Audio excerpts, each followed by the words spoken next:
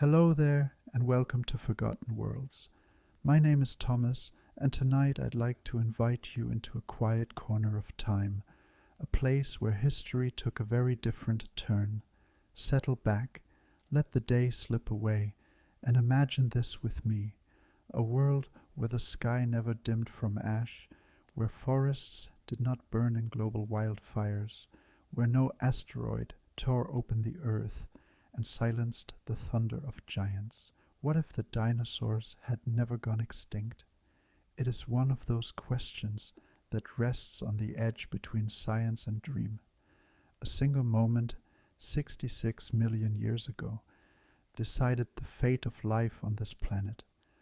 An impact so violent it darkened the skies and reshaped evolution itself. Without it, perhaps the ground you walk, the creatures you know, even your own existence would never have come to be. But tonight we won't rush toward conclusions. This isn't a debate, but an exploration. A slow drifting journey through what might have been, a planet where reptiles ruled without interruption, where mammals remained in the shadows, and where intelligence may have taken forms stranger than we can imagine. So take a breath. Let your thoughts grow as still as ancient stone. Because before we can step into that alternate Earth, we must first revisit the catastrophe that was the day the dinosaurs' reign was cut short. 66 million years ago, on what began as an ordinary day in the late Cretaceous, the world was about to change forever. Imagine standing in a humid forest, cicadas thrumming in the air, the ground trembling faintly with the footfalls of giants passing through the trees. There's no sign of what is coming. The seas are alive with mosasaurs, the skies filled with pterosaurs, and across the plains herds of ceratopsians graze under the wary gaze of tyrannosaurs. To every creature that lives, the world feels eternal. Yet above them, unseen and unstoppable, a rock the size of a small mountain is rushing toward Earth. It is called the Chicxulub Impactor, a body roughly 10 kilometers wide, traveling faster than a bullet. When it strikes, it releases more energy than billions of nuclear bombs detonating at once. The Yucatan Peninsula shudders, vaporizing rock, boiling the sea, and throwing mountains of debris into the sky. For those close to the impact site, there's no time to react. Forests are flattened in an instant, shock waves racing outward faster than sound itself. The ground heaves like water, fractures opening, fire surging upward through cracks in the earth's skin. If you could have watched from a safe distance, you would have seen the sky itself ignite. Molten rock rained down across continents, heating the atmosphere until plants and animals alike were scorched. Vast wildfires spread, consuming forests from horizon to horizon. Creatures that had survived the blast now faced oceans of flame, smoke choking the air, rivers boiling with falling ash. In just hours, landscapes that had thrived for millions of years were turned to blackened wasteland. But the greater catastrophe was still unfolding above. Dust, soot, and sulfurous gases filled the atmosphere, thickening into a veil that blocked the sun. Day turned into twilight, twilight into darkness. Imagine standing there, the familiar warmth of the sun gone, replaced by an eerie, unending night. The world cooled rapidly. Photosynthesis faltered. Plants withered, and with them the vast food chains that dinosaurs depended on began to collapse. For the giants, this was a slow starvation.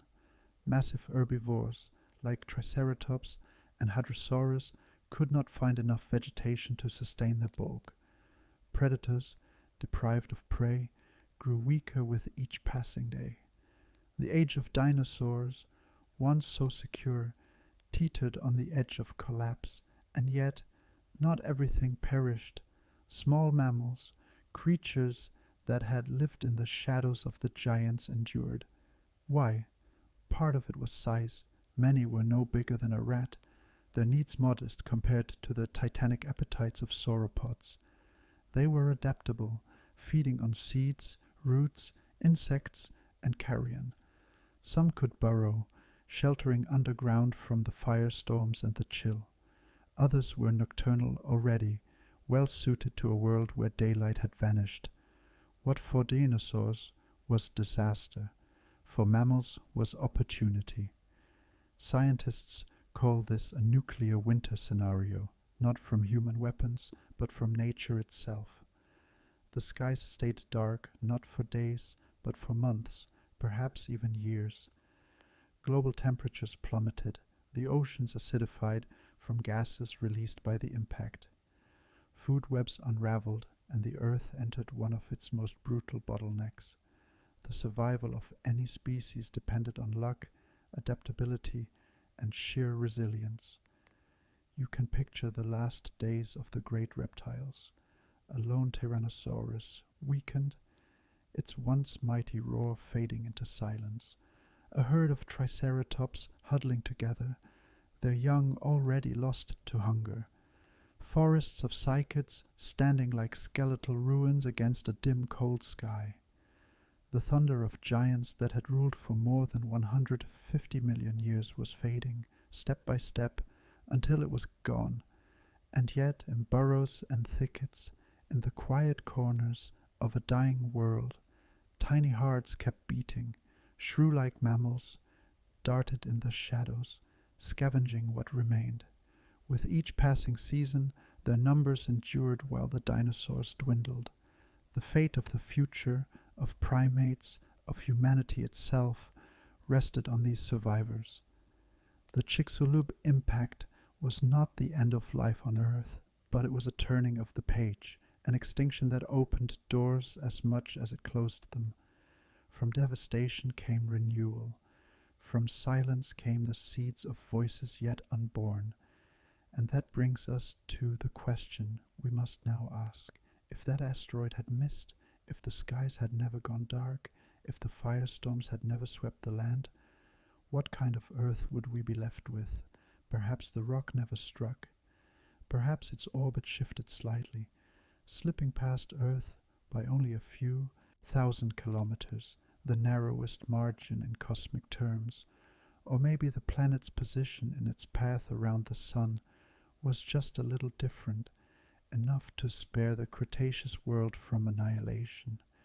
If so, the forests would not have burned, the skies would not have dimmed, and the great reptilian dynasties would have continued their reign. Imagine walking across that world.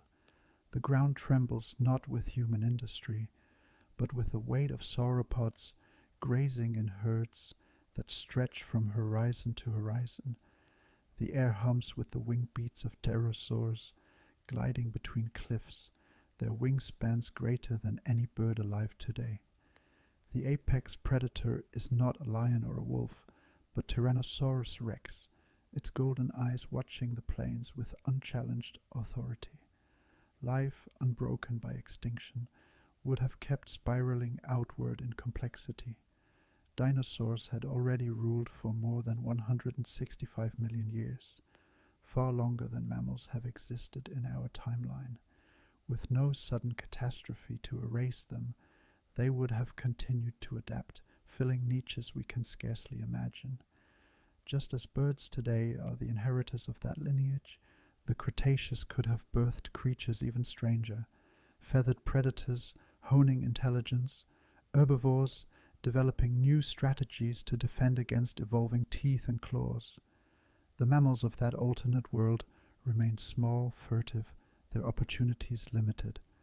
Without extinction to clear the stage, they scuttle at the edges of ecosystems, never daring to challenge the dominance of the reptiles above them. They do not rise into primates. They do not invent fire or language or story. Instead, the evolutionary drama continues to play out in scales and talons, wings and teeth. Close your eyes and let yourself drift there for a moment. Picture a dawn where the first rays of light strike a wet jungle canopy, and instead of birdsong, the cry of a hadrosaur echoes through the mist.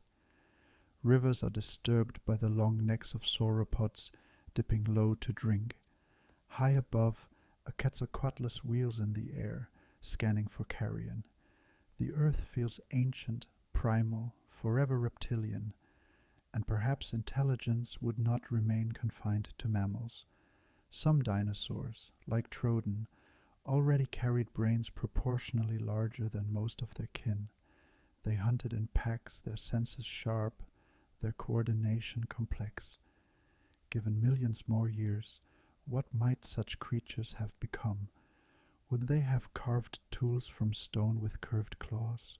Would they have learned to communicate in patterns of calls and gestures, laying the groundwork for a social order rivaling our own? Or would their evolution have taken a path so alien we could barely recognize it as thought? Speculation can only go so far, but history suggests one truth: life rarely stands still. Had the asteroid never come, dinosaurs would not have remained frozen in the forms we know from museums. They would have continued to branch and transform, just as mammals did in our world. Perhaps we would see reptiles adapted to polar climates, feathered beasts traversing snowy plains, perhaps desert dinosaurs with mirrored scales to reflect heat, or semi-aquatic hunters that rival modern whales in size and grace. The earth would have been theirs, molded by their bodies, their appetites, their endless adaptation, and through it all, mammals would remain in shadow, clever perhaps, but never dominant. Our lineage would survive in burrows and forests, but the rise of apes, the shaping of tools, the birth of civilizations, those stories would never be written. Instead, the sound carried on the wind would be the low rumble of sauropods, moving as a living wall across a valley, or the piercing call of raptors echoing under a Cretaceous sky. This alternate Earth is not a place of absence, but of abundance, a living world still ruled by thunder lizards, still unbroken by fire and darkness, and it invites us to wonder, not only about what they might have become, but about what we would never be. Long before the impact ever threatened them, the dinosaurs had already proven themselves masters of survival. For 165 million years, they adapted, thrived, and reinvented themselves across landscapes that shifted from lush swamps to arid deserts, from icy poles to volcanic plains. Their reign stretched across time so vast that it's almost impossible to hold in your mind. By comparison, humans have existed for only a flicker, a breath in the history of life. Imagine walking through the Triassic period, when dinosaurs were only beginning to take shape. Small, quick, upright creatures dart between ferns, sharing the land with crocodile-like reptiles and the ancestors of mammals. They are not yet the towering beasts of popular imagination, but seeds of potential, experimenting with form and function. Over millions of years, those seeds would blossom into diversity beyond measure. By the Jurassic, the Earth belonged to giants. Sauropods, like Brachiosaurus and Diplodocus, stretched their necks above forests, their bulk so immense that the ground shook beneath their steps. They lived in herds, reshaping entire ecosystems simply by feeding. Forests grew differently because of them. Rivers carved new paths under the pressure of their migrations. To exist alongside these creatures meant living in a world where the environment itself was sculpted by appetite. Alongside the herbivores came the predators. Apex hunters like Allosaurus and later Tyrannosaurus rex stood as embodiments of raw power. Their teeth were serrated blades, their senses attuned to movement and scent.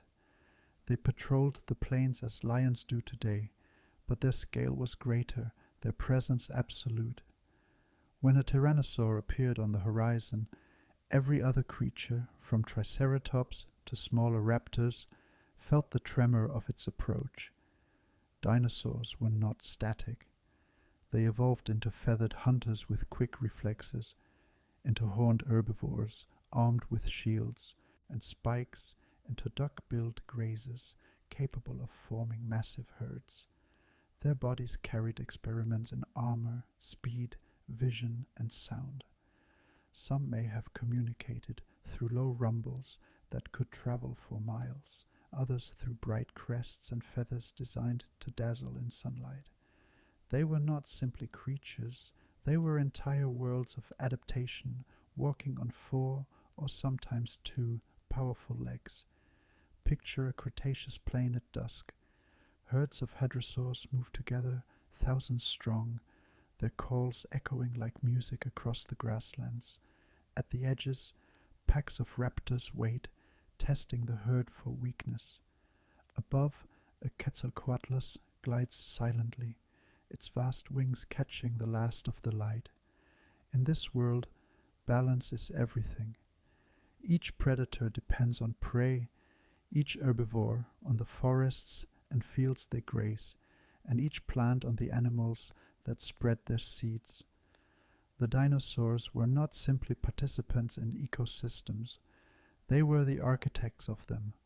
For us, it is easy to see their reign as one long chapter, but it was more like an epic saga, divided into ages and stages.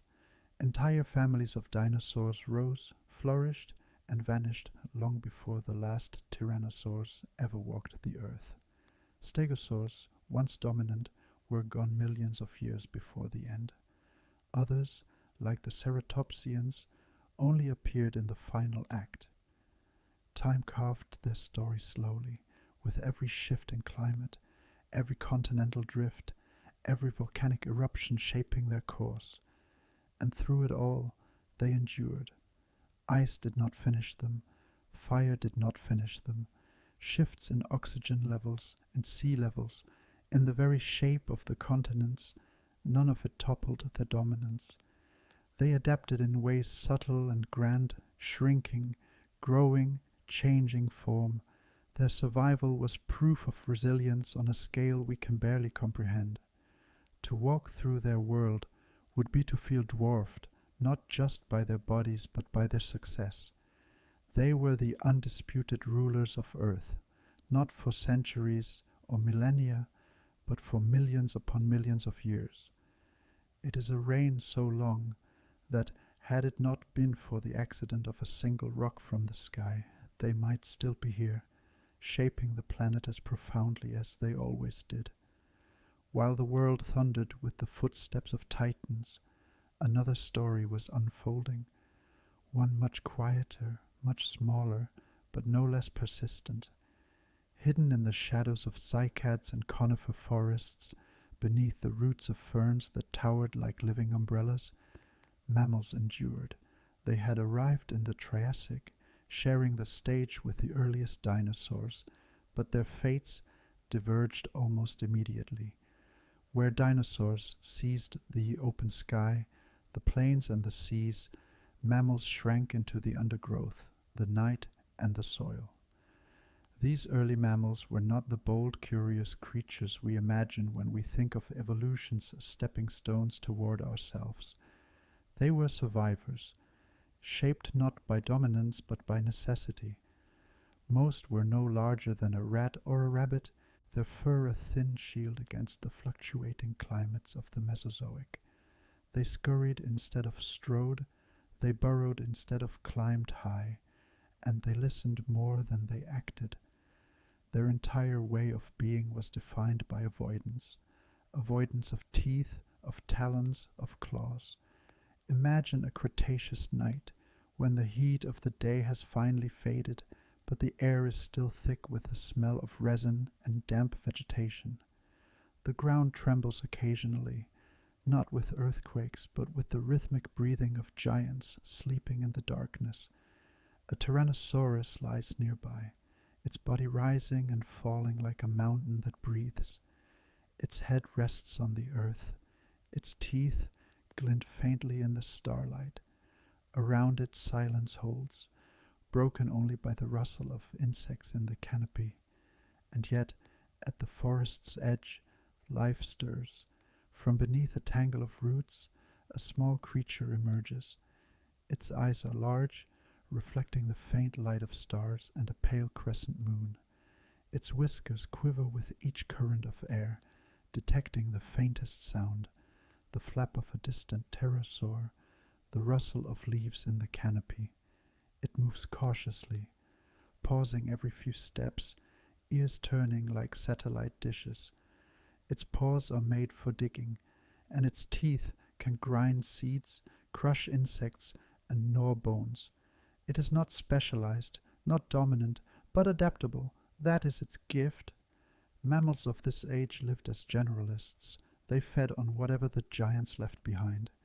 Seeds scattered on the forest floor, beetles hiding under bark, scraps of flesh from a predator's abandoned kill. Some adapted to glide from tree to tree like living shadows, their membranes stretching between limbs, allowing them to cross gaps in the canopy unnoticed. Others swam through shallow waters, using their sensitive whiskers to detect insects skimming the surface. Their diversity was quietly expanding, but it was a muted kind of success, survival in niches too small to attract the notice of the dinosaurs. Burrows were their sanctuaries.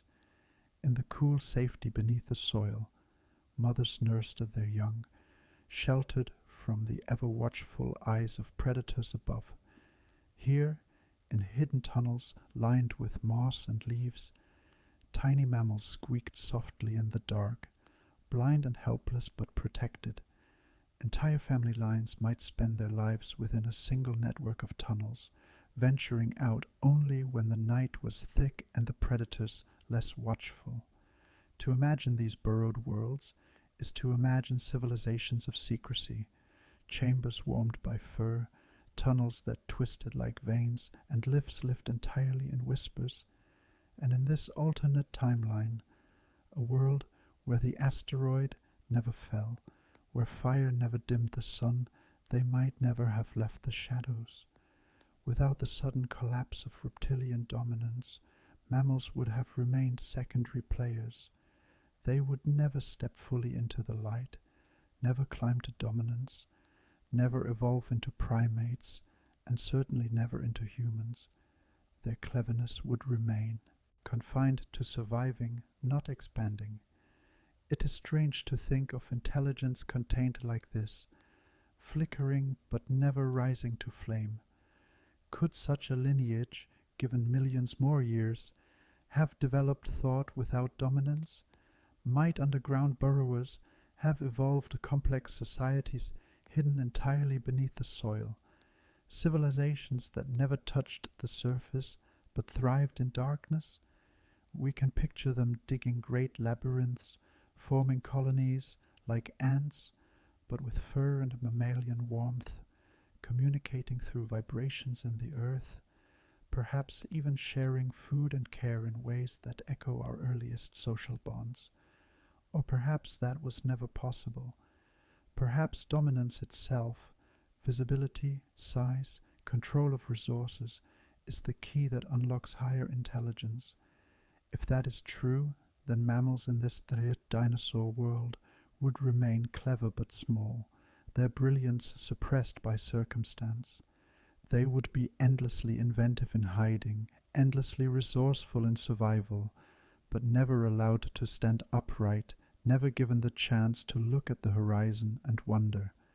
This alternate Earth, then, is one where mammals exist but never thrive. Imagine millions of years stretching onward. Forests echoing not with the calls of primates, but with the deep bellows of hadrosaurs. Deserts shifting not with camelids, but with reptilian hunters adapted to sand. Oceans ruled not by whales, but by sleek marine reptiles.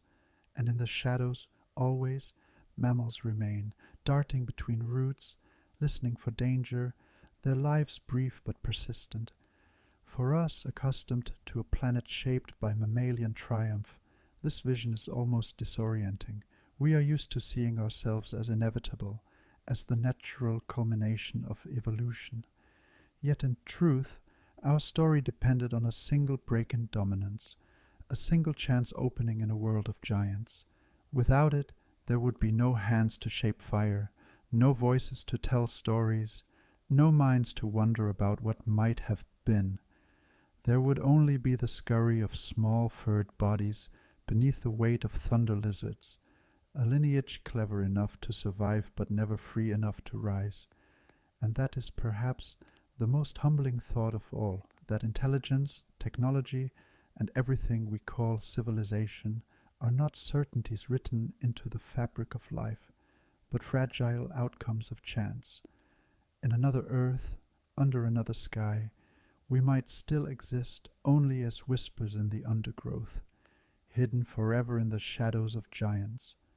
Picture Earth, not as we know it, but as it might have remained had the sky never fallen, a planet where every landscape, every ecosystem, every balance of life is shaped by the rule of reptiles. To walk across such a world would be to enter a living mosaic, jungles trembling under the weight of giants, plains thunderous with herds, deserts etched with claw marks, and oceans alive with scaled leviathans. Begin in the jungles, where the air is heavy with mist, and the scent of resin drips from towering conifers. Ferns unfurl across the forest floor like living carpets, while cycads stand clustered like sentinels of an older age. The canopy teems with feathered dinosaurs, small raptors leaping from branch to branch, their plumage shimmering in green and gold. Above them, enormous long-necked sauropods push through the undergrowth, their necks rising like cranes to pluck leaves from the highest branches. Each movement reshapes the forest. Trees topple under their weight, clearings form where they graze, rivers swell with the soil they dislodge. The jungle is not merely their home, it is their creation, sculpted daily by their presence. Step out into the plains and the horizon becomes a stage of movement and sound. Vast herds of hadrosaurs, their crested skulls glowing in the sun, graze in synchronized rhythm. Their calls carry like music across the open fields, deep notes and high trumpets layering into a chorus that echoes for miles. Here, predator and prey dance in eternal balance. Packs of dromaeosaurs test the edges of herds, their sickle claws glinting as they dart in and out, searching for weakness. And above, Quetzalcoatlus glides with wings wider than a small aircraft, shadowing the land below, waiting for the fallen and the dead. The plains belong to no single species. They belong to the tension between hunger and survival, to the rhythm of life pulsing across grass and dust. Even the deserts are not empty. Here, the sun blazes against scales designed to reflect heat, creatures shimmering as they move across dunes. Imagine long-legged hunters racing like shadows over the sand, their bodies lean, their tails stiffened as counterweights for balance.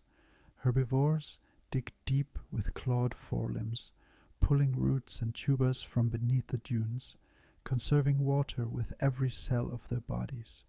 At night, when the air cools, the desert comes alive with sound. The high-pitched chirps of smaller reptiles, the booming calls of distant predators, carried for miles on the dry wind. Moonlight glitters on scales as the ecosystem breathes in silence, then erupts in motion as hunters strike from the shadows. Beyond the land, the seas writhe with power. Mosasaurs, longer than buses, slice through shoals of fish like blades of living muscle. Plesiosaurs rise with serpent-like necks, their heads darting through schools of ammonites, crushing shells with powerful jaws. Even deeper, ichthyosaurs prowl the twilight waters, their sleek bodies cutting through the gloom with dolphin-like precision. The oceans are no refuge from reptilian dominance. They are an empire unto themselves, ruled by tooth and scale, each creature a survivor of millions of years of adaptation. In the skies, pterosaurs still reign. Some skim the oceans, their slender beaks snapping fish from the surface in elegant arcs. Others soar inland, roosting on cliffs and mountains, their cries echoing like distant horns. Their wings catch thermals, carrying them for miles with scarcely a beat, masters of a realm where birds, though present, remain shadows of what they might become. The sky, like the sea and the land, belongs to the reptiles, and evolution does not pause. Without the interruption of extinction, dinosaurs would continue their experiments in form and function. Picture planes where armored titans grow even larger, their plates rising like jagged mountains on their backs. Envision jungles where raptors grow smaller, more agile, their feathers bright as tropical flowers, filling niches much like monkeys do in our timeline. Imagine deserts where long-snouted hunters evolved to tap moisture from plants, their scales shimmering with reflective patterns to ward off the sun. Even the oceans might give rise to creatures stranger still, reptilian leviathans with bioluminescent markings, signaling through the darkness of deep waters like living constellations. This earth, uninterrupted by catastrophe, is an endless canvas of reptilian imagination. It is lush, dangerous, and alive with forms that stretch the boundaries of what evolution can create. Mammals, forever confined to their shadows, play no great role here. It is a world of thunder lizards without end, a planet where every jungle, every plain, every desert, and every sea is claimed by giants whose reign was never broken. Lift your gaze upward, and the sky itself becomes alive with wings. Not the wings of birds, modest and familiar, but vast membranes stretched across frames of bone, leathery sails that catch thermals and carry creatures larger than any flyer known today. Pterosaurs, the ancient rulers of the air, never gave up their place in this unbroken world.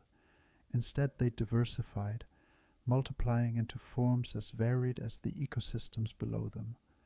On the coasts, you might see small, nimble pterosaurs darting across the surf, their needle-like beaks skimming the water in flashes of silver.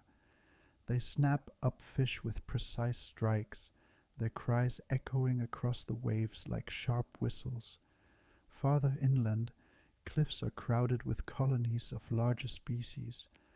Imagine rookeries of Quetzalcoatlus, their wingspans exceeding 10 meters, perched along ridgelines like sentinels of the horizon. When they take off, entire valleys are shadowed. They drift effortlessly, their wings catching the rising heat of midday, scanning for carrion or hunting smaller reptiles below.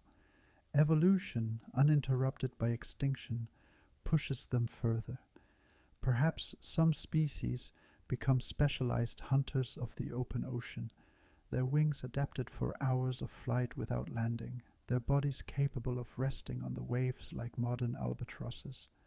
Others might evolve plumage-like filaments, insulating them against cooler climates, enabling them to glide even over polar seas. In jungles, smaller forms grow colorful crests, used not only for display but for complex signaling, perhaps developing communication systems as intricate as those of parrots or corvids today. The skies of this earth are never empty. They are layered with motion, small gliders weaving between branches, mid-sized hunters circling the canopy, and colossal flyers tracing slow arcs across the stratosphere. To walk beneath such a sky would be to feel always watched, always part of a world where danger and beauty glide silently above. But the oceans, too, remain under reptilian command.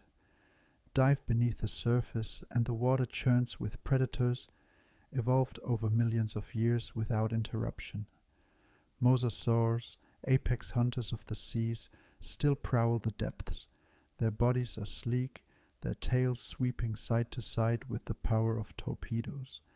Some may grow even larger in this alternate history, rivaling or surpassing modern whales in scale. Their jaws are lined with conical teeth, designed to seize and crush anything from fish to sharks to smaller marine reptiles. Alongside them, plesiosaurs glide with long sinuous necks, their bodies propelled by 4 powerful flippers that beat the water like wings.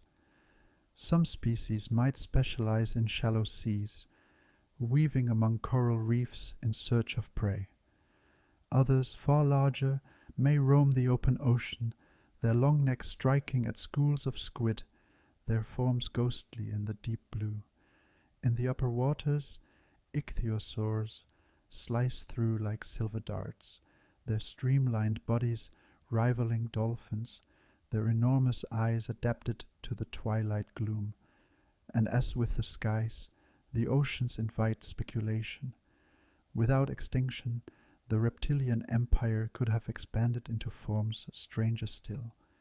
Perhaps bioluminescent marine reptiles evolve, glowing patterns across their bodies to signal one another in the darkness, turning the abyss into a cathedral of living light. Perhaps others develop sonar-like systems, emitting vibrations through the water to navigate and hunt, rivaling the echolocation of whales that never rise in this world. Schools of reptilian hunters might sweep across oceans in coordinated packs, their motions synchronized, their collective power greater than any single predator. This ocean is not a refuge from dominance but its mirror. Just as the land trembles beneath the steps of sauropods, the seas roil with reptilian presence. Coral reefs are shaped by their browsing, sandy coasts littered with their eggs, tidal zones marked by the drag of their immense tails. Every wave carries their legacy, every current bends around their power.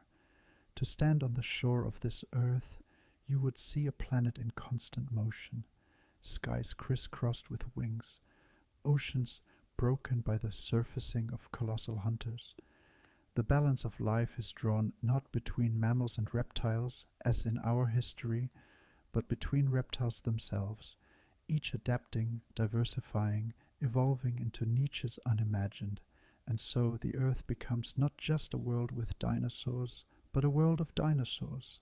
Above, below, and all around, the planet sings with reptilian dominance. It is an orchestra of scales and wings, of jaws and tails, of life flourishing in forms both familiar and utterly alien. If dinosaurs had continued their reign, the question is not only how they might have grown in size or diversity, but whether they might have grown in mind. Intelligence is one of evolution's most curious experiments. It has arisen more than once. In mammals, yes, but also in birds, in cephalopods, even in some insects. And among the dinosaurs, there were already hints that this path was being tested. Consider Troodon, a small bird-like predator of the late Cretaceous, no bigger than a human child, but with eyes that faced forward for depth perception, hands with grasping ability, and a brain proportionally larger than almost any other dinosaur. Its encephalization quotient, a measure comparing brain size to body size, rivals that of early primates. Imagine encountering such a creature in its time. It stalks through ferns on 2 legs, its movements quick, precise, deliberate. It pauses, tilting its head as though weighing possibilities, its eyes catching the light with an awareness that feels uncanny. Troodon was not merely a reptile reacting to instinct. It was something else, something watching, learning, perhaps even problem-solving. Speculation in the 1980s led a paleontologist named Dale Russell to propose a provocative thought experiment, the Dinosauroid. If Troodon or a similar species had continued evolving without extinction, might it have developed intelligence comparable to our own? Russell imagined a creature upright, with forward-facing eyes, 3-fingered hands capable of grasping tools, and a skull enlarged to house a powerful brain. It bore an eerie resemblance to a human, but with scales instead of skin, and a voice that might have emerged not from vocal cords like ours, but from resonating chambers within its throat. Now, of course, this dinosauroid remains speculation, a model, not a fossil, but it asks us to think, was intelligence an inevitable outcome, waiting for the right lineage to seize it? If so, the dinosaurs were already on the cusp. Imagine millions more years unfolding without interruption. Troden and its relatives continue to refine their senses, their brains enlarging bit by bit with each generation. Their hands, already more dexterous than most reptiles, grow finer control. They learn not only to hunt, but to plan, to communicate, to teach. Perhaps their calls evolve into complex patterns, tonal, rhythmic, structured, like the beginnings of language. Perhaps they carve marks into bark or arrange stones in deliberate patterns. We would see in them the same spark that once flickered in our primate ancestors, but with a different anatomy, a different culture, a different destiny. The thought is both thrilling and unsettling. What would an intelligent reptile civilization look like? Would they build with stone or with bone and shell? Would they craft tools from obsidian flakes, or would their claws themselves remain their instruments? Would they live in tight-knit groups, social like wolves, or solitary and calculating, meeting only when necessary? And how would they see the world? Intelligence is not a single path, but a spectrum. Octopuses, ravens, dolphins, each thinks in ways profoundly unlike us, yet deeply capable. A Troodon-descended lineage might have developed perception rooted in motion and scent, in subtle visual cues invisible to us, in communication carried more by body language and crest display than by sound. Their intelligence might not mirror ours, but stand alongside it, equally valid, equally potent. Picture an earth where such beings rise. In forests, bands of reptilian thinkers gather around carcasses not only to feed, but to share strategies. They watch the skies for pterosaurs, leave scent trails for one another, and perhaps begin to create symbols of meaning. In the plains, they stalk in coordinated groups, using signals invisible to mammals, their hunts resembling choreography. At night, beneath the stars, they gaze upward and wonder, just as we do, about the lights in the sky. This vision is not inevitable, of course. Evolution is a game of chance and pressure, not certainty. Troden may never have crossed the threshold, but it opens the door to the deeper question: was consciousness something only mammals could achieve? Or was it a possibility waiting in any lineage, ready to emerge if time allowed? If dinosaurs had not perished, perhaps the earth would not be home to us, but to minds with scales, feathers, and eyes that gleamed with an alien but undeniable awareness. And in that alternate earth, intelligence itself would be reframed. Not human, not mammalian, but reptilian, a different kind of story, unfolding on the same stage, but with players we can only imagine. If intelligence had not risen in mammals, it might still have found fertile ground among the reptiles. Evolution rarely runs in straight lines. It branches, diverges, and tests possibilities in countless ways. And in a world where dinosaurs never vanished, those possibilities might have blossomed into societies, technologies, and cultures unlike anything we know.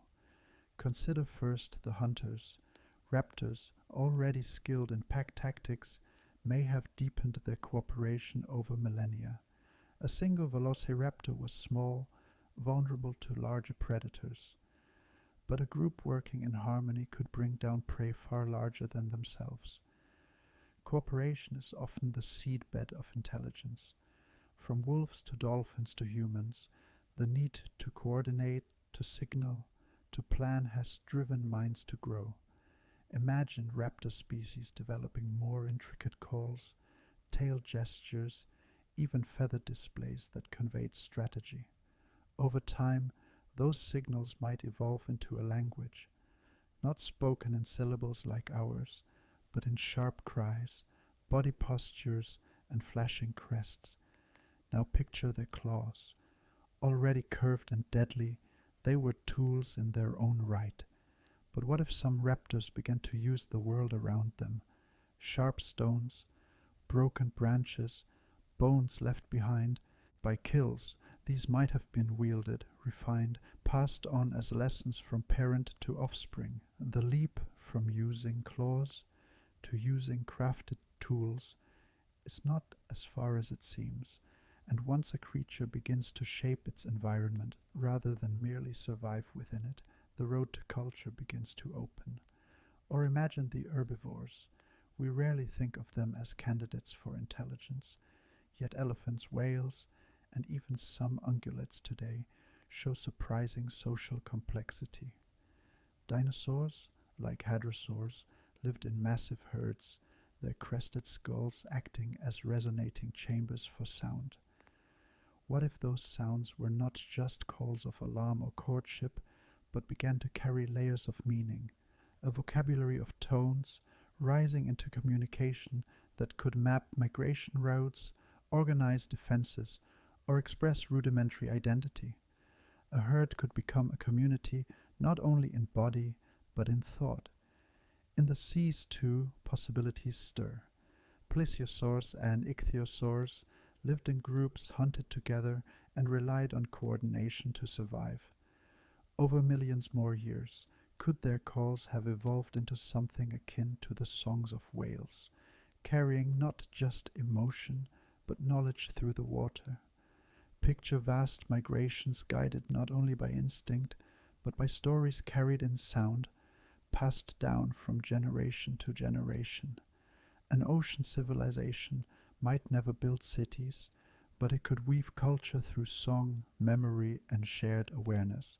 The skies, too, hold promise. Pterosaurs, with brilliant crests, may have developed social signaling as intricate as that of parrots or peacocks. Their colonies, sprawling across cliffs and coastlines, might have grown into societies where status, courtship, and cooperation were negotiated through color, gesture, and sound. Intelligence does not always require hands. It can thrive in wings, in beaks, in social bonds that demand memory and subtlety. If such lineages had crossed the threshold into higher cognition, Earth would have looked utterly different. Instead of the firelight, there might have been bioluminescent markings nurtured in controlled displays. Instead of stone tools, perhaps sharpened bones or shells were wielded, passed between generations. Architecture might not have been wood or brick, but nests, burrows, and colonies, sculpted into elaborate designs. Living cities grown from instinct, transformed into intention. And with intelligence comes the possibility of story. A world of dinosaurs might have seen myths carried not in words, but in dances of crest and feather, in ritual hunts, and markings scratched into trees. Memory could be etched in the land itself, in migration paths trodden by countless feet, in communal rookeries returned to year after year, each layer carrying the weight of ancestral presence. Civilization may not have looked like ours, but it could still have been civilization, measured not in skyscrapers but in the complexity of connection, knowledge, and shared meaning. The haunting truth is that intelligence was never guaranteed to belong to us. It was a path, one among many, and had the asteroid missed, it might have been scaled minds that rose to wonder, to plan, to imagine. And in that world, the first gaze lifted toward the stars might not have been framed by mammalian eyes, but by golden reptilian pupils, reflecting the light of unfamiliar constellations. The world of the dinosaurs was, for most of its history, a warm world. Tropical forests stretched far into latitudes that today are cold and barren. Seas lapped at the edges of continents, their levels higher than ours, their waters warmer, richer with life. It was a greenhouse earth, and the reptiles thrived in it. Their bodies, whether covered in scales or feathers, were tuned to this abundance of heat and light. But Earth is never static. Continents drift, volcanoes stir, atmospheres shift. Even without an asteroid, climates would have changed, and the question rises, how would a world ruled by dinosaurs have endured those changes? Consider first their proven resilience. For 165 million years, dinosaurs weathered cycles of warming and cooling, fluctuations in sea levels, and the slow rearrangement of continents. They adapted in endless ways. Feathers emerging for insulation and display, bodies scaling upward and downward to meet new ecological demands, diets shifting as plants themselves evolved. In our world, they were masters of adjustment, capable of filling every niche from Arctic coasts to equatorial swamps. Without extinction, their capacity to adapt might only have deepened.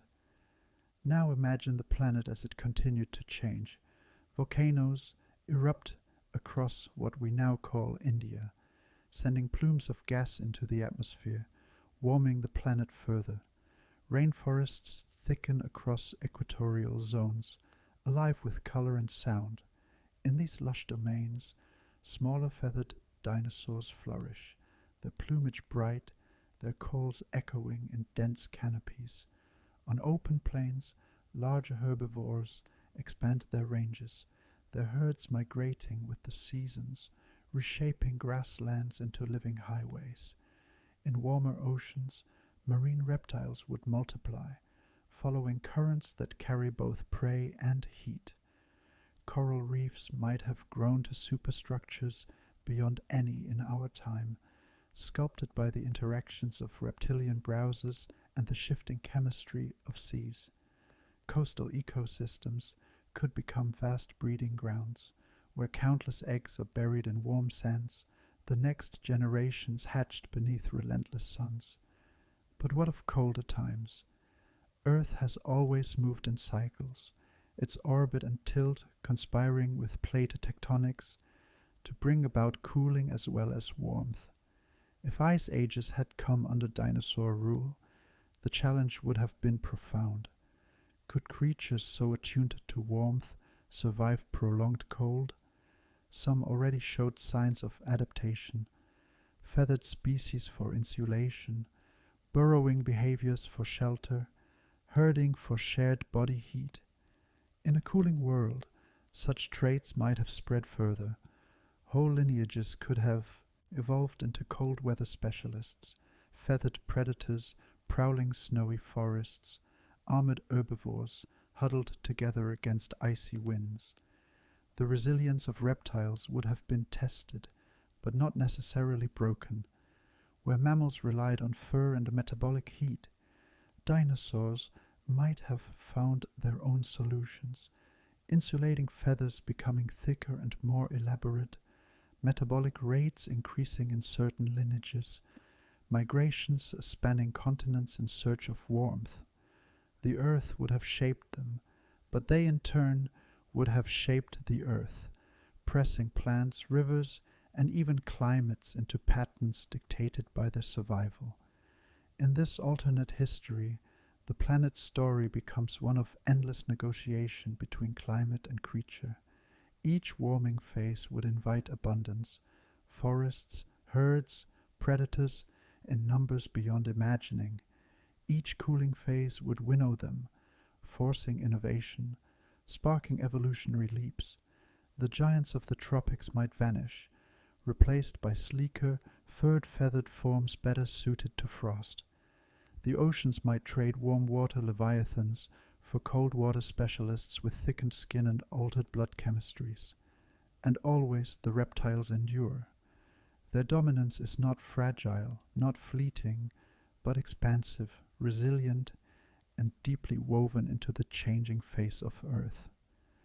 Where mammals might falter in this timeline, dinosaurs rise again and again, shaping the climate as much as they are shaped by it. To imagine this is to see a planet not frozen in one moment, but alive with cycles, a breathing Earth, exhaling warmth, inhaling cold, each breath carrying the echo of scales against stone, wings across sky, tails sweeping through oceans. A reptilian planet, adapting and enduring, not for centuries, but for millions more years, their legacy etched into every gust of wind, every drop of rain, every shift of season. The Earth, for all its warmth during the Mesozoic, has always carried within it the seeds of cold. Tilt, orbit, tectonics, slow cosmic rhythms that can plunge the planet into ice ages, grinding mountains under glaciers, locking oceans in frost, dimming forests beneath endless winters. And so we must wonder, if the dinosaurs had never fallen, could a world of reptiles have endured the cold? Traditionally, we think of reptiles as cold-blooded, creatures that bask in sunlight, sluggish and chill, dependent on warmth to survive. Yet the dinosaurs were not so simple. Evidence from bone structure, feather impressions, and growth rates suggests many were at least partially warm-blooded, their metabolisms faster, their bodies generating heat as mammals do. Some were feathered for insulation. Others lived at high latitudes, where sunlight was scarce for months on end. They were not fragile, they were adaptable. Imagine now the Earth sliding into glaciation, while dinosaurs still rule.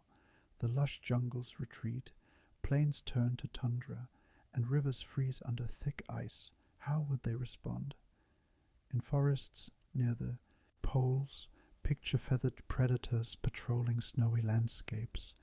Their plumage has grown denser over millennia, colored in whites and grays that blend with the frost. They move in packs, conserving warmth by huddling together, their breath steaming in the cold. Their prey, small burrowing herbivores, dig beneath frozen soil to reach roots and tubers. The dance of predator and prey continues, only wrapped now in silence and snow. Across the tundra, larger herbivores evolve stockier bodies, their feathers and proto-fur thicker than before. Imagine herds of shaggy ceratopsians, their horns frosted with ice, plowing through snowdrifts to uncover ferns beneath. Their migrations stretch longer than ever, following faint traces of warmth across continents. Like mammoths in our timeline, they shape the frozen plains with every step, turning ice-bound landscapes into living highways of survival. Even the seas are transformed. Mosasaurs and plesiosaurs that once thrived in tropical waters now adapt to colder currents. Their blood chemistries shift to retain heat, their bodies bulkier to conserve energy. Some develop insulating layers beneath their scales, akin to blubber, while others grow specialized behaviors, diving deep where waters are warmer or migrating vast distances to follow seasonal thaws. The oceans, though colder, remain alive with reptilian dominance. Speculation invites stranger visions still. Could dinosaurs have developed hibernation, retreating into torpor during the coldest months, emerging in spring to feed and breed? Might some species have taken to geothermal regions, volcano-heated valleys where warmth lingered, creating pockets of green amid frozen deserts? Entire ecosystems could cluster around such refuges, islands of life glowing against the white silence of ice. And what of intelligence in such an age? Cold sharpens the struggle for survival, demanding planning, cooperation, foresight. Raptors, already social hunters, might grow even more cunning under these pressures, their communication evolving into intricate systems of calls and gestures to coordinate across snowy plains. Herbivores, too, might develop new social strategies, Migrating in tightly organized groups, their survival depended on communal memory of safe routes and feeding grounds. The image of a reptilian ice age is haunting. Picture cliffs where pterosaurs roost, their wings rimed with frost, launching into freezing winds with silent determination. Imagine valleys where rivers run beneath sheets of ice, their surfaces broken only by the rising heads of plesiosaurs. Picture auroras shimmering above snowy forests, where packs of feathered hunters stalk under green-lit skies. Dinosaurs were not simply creatures of warmth. They were survivors across millions of years of shifting climates. In an earth of glaciation, they would not vanish but transform, scaled, feathered, armored, and adapted to a world of cold. Where mammals might once have ceased their chance in this timeline, they remain suppressed, watching from burrows, while the true rulers of Earth march undaunted through snow. This vision reveals a truth.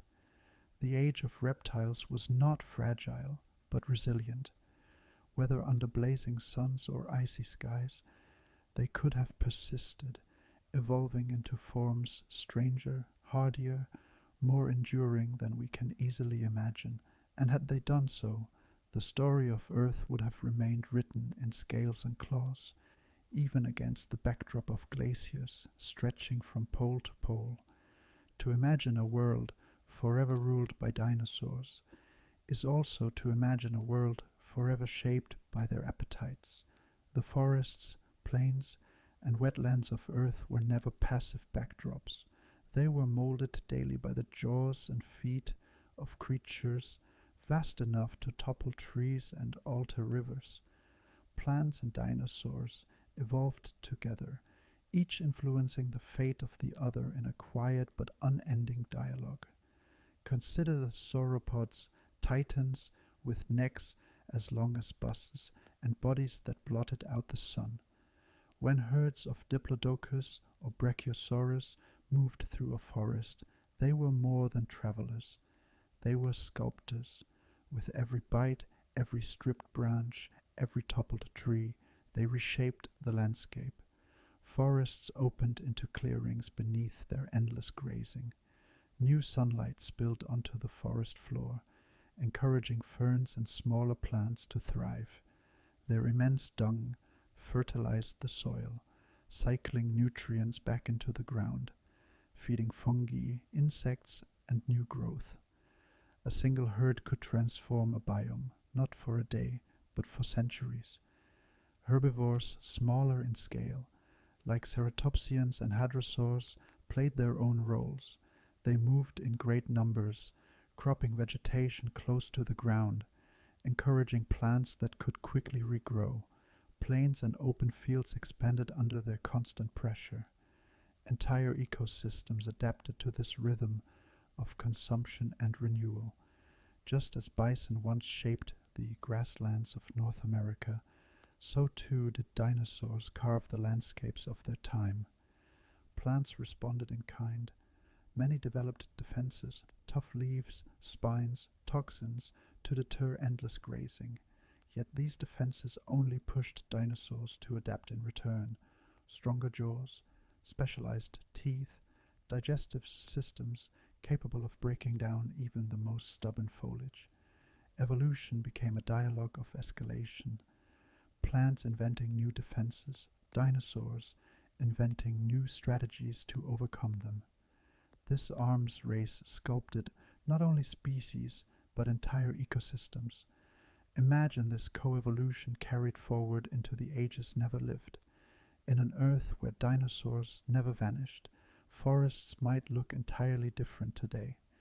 Instead of flowering plants dominating, vast stands of cycads and conifers could remain the backbone of global vegetation, their forms reinforced by the grazing habits of giants. Plains might spread not as grasslands, but as fern meadows, maintained by the constant cropping of hadrosaur herds. Even deserts could bloom with strange, hardy vegetation adapted not just to heat, but to the trampling and feeding of reptilian denizens. The earth would be a living canvas of reptilian influence, Walk through a valley in this alternate present, and you might see towering cycads with trunks polished smooth by centuries of sauropod rubbing, their crowns spreading into green canopies above.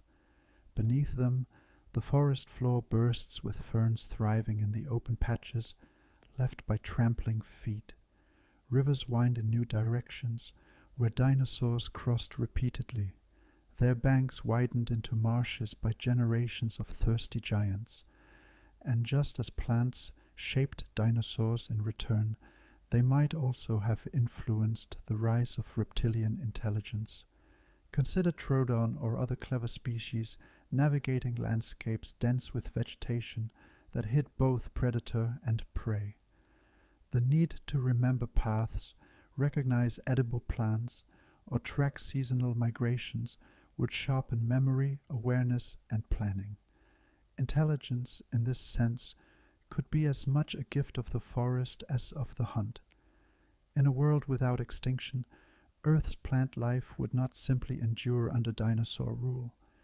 It would have grown in tandem with them, forming ecosystems utterly alien to us. Forests without flowering trees, grasslands without true grass, wetlands pulsing with ancient ferns. Every leaf, every trunk, every field would bear the imprint of creatures that towered above them, grazed upon them, and fertilized their soil. This is perhaps the most profound truth of coevolution. No species, however mighty, exists in isolation. Dinosaurs shaped plants, and plants shaped dinosaurs, and together they would have woven a tapestry of life entirely different from the one we know. In that tapestry we might find no trace of ourselves, but we would find a planet vibrant with green and thunder, alive with the endless dialogue between root and claw. The world we know today blooms with color. Gardens, meadows, forests, they are filled with flowering plants, angiosperms, whose blossoms lure insects, whose fruits feed mammals, whose pollen drifts across continents on the wings of bees and the fur of animals. Yet in an earth where dinosaurs never yielded the stage, this great explosion of flowers might never have unfolded in the same way. Flowering plants did exist in the Cretaceous. They had begun to appear, subtle at first, weaving themselves into ecosystems still dominated by ferns, cycads, and towering conifers. But their rapid rise was not inevitable. Much of their success came from partnerships with mammals and insects, animals that spread their pollen, carried their seeds, and created the feedback loops that allowed angiosperms to outcompete older plant lineages. Without mammals rising to prominence, the balance of this partnership might have shifted. The Earth's palette could have remained muted, its landscapes greener, darker, more ancient in their texture. Picture a meadow in this alternate world, not a carpet of wildflowers swaying in a wind, but a sea of ferns rolling like waves, their fronds glistening with dew. In place of oaks and maples, cycads spread their stiff leaves, their trunks knotted with age. Conifers tower like spires, their needles whispering in the wind, their cones dropping seeds to the ground, where hadrosaurs trample them into soil. The colors are subdued, shades of green, gray, and earthy brown. The bursts of red, yellow, and violet that define our fields of poppies or sunflowers never arrive. Ecosystems would evolve accordingly. Herbivores, instead of cropping flowering shrubs or nibbling on fruit, would rely on the starch-heavy leaves of cycads or the fibrous needles of conifers. Digestive systems might grow even more specialized, stomachs designed to ferment tough cellulose into energy. Carnivores, in turn, would shape their strategies around prey that fed on these more ancient plants, continuing the cycles of predator and herbivore that had thrived for millions of years. And yet there would still be beauty. Fern forests shimmer with an almost primeval grace, their fronds unfurling in spirals that catch the morning light.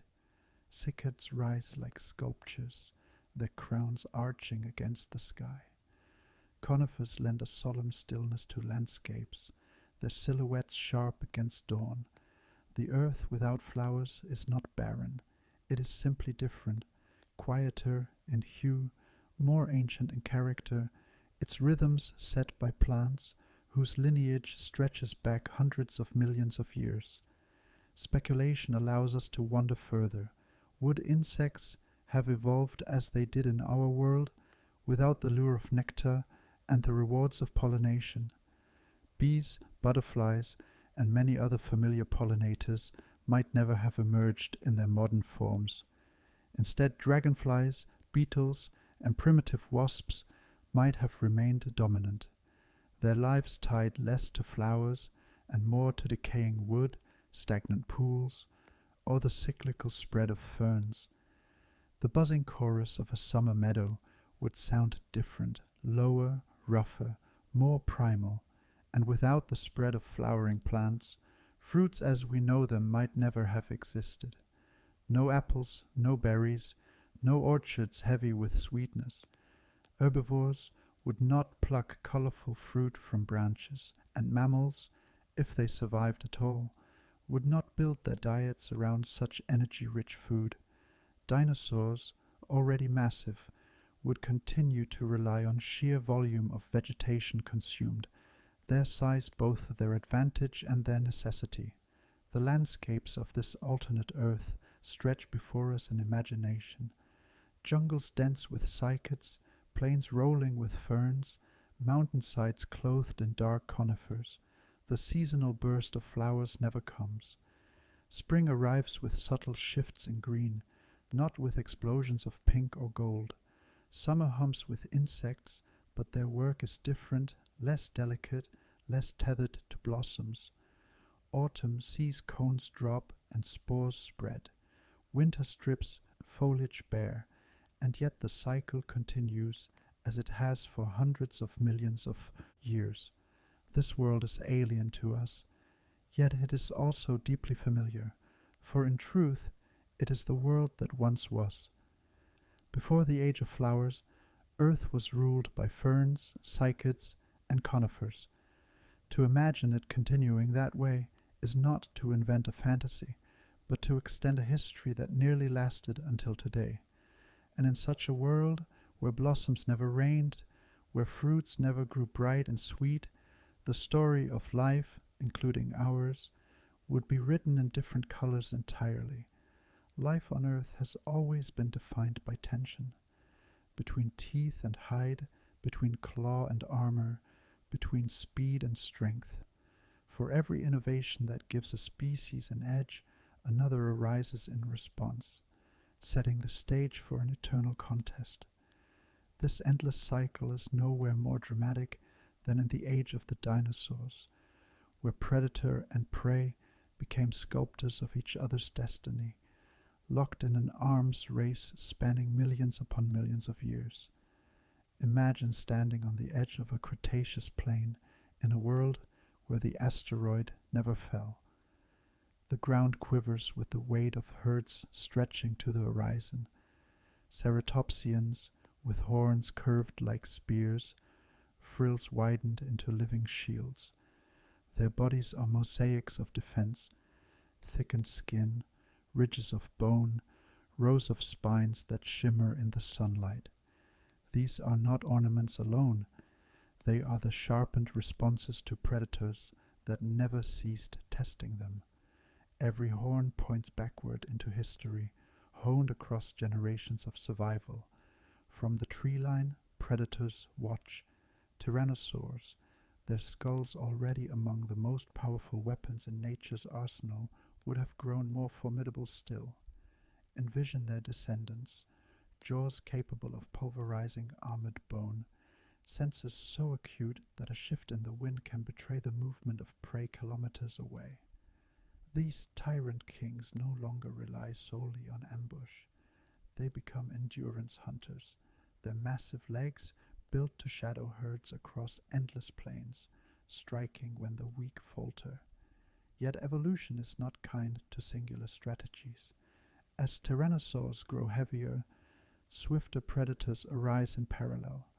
Packs of dromaeosaurs, their feathers brighter and more elaborate, develop refined tactics of cooperation. They circle herds like shadows, their sickle-shaped claws glinting with lethal promise.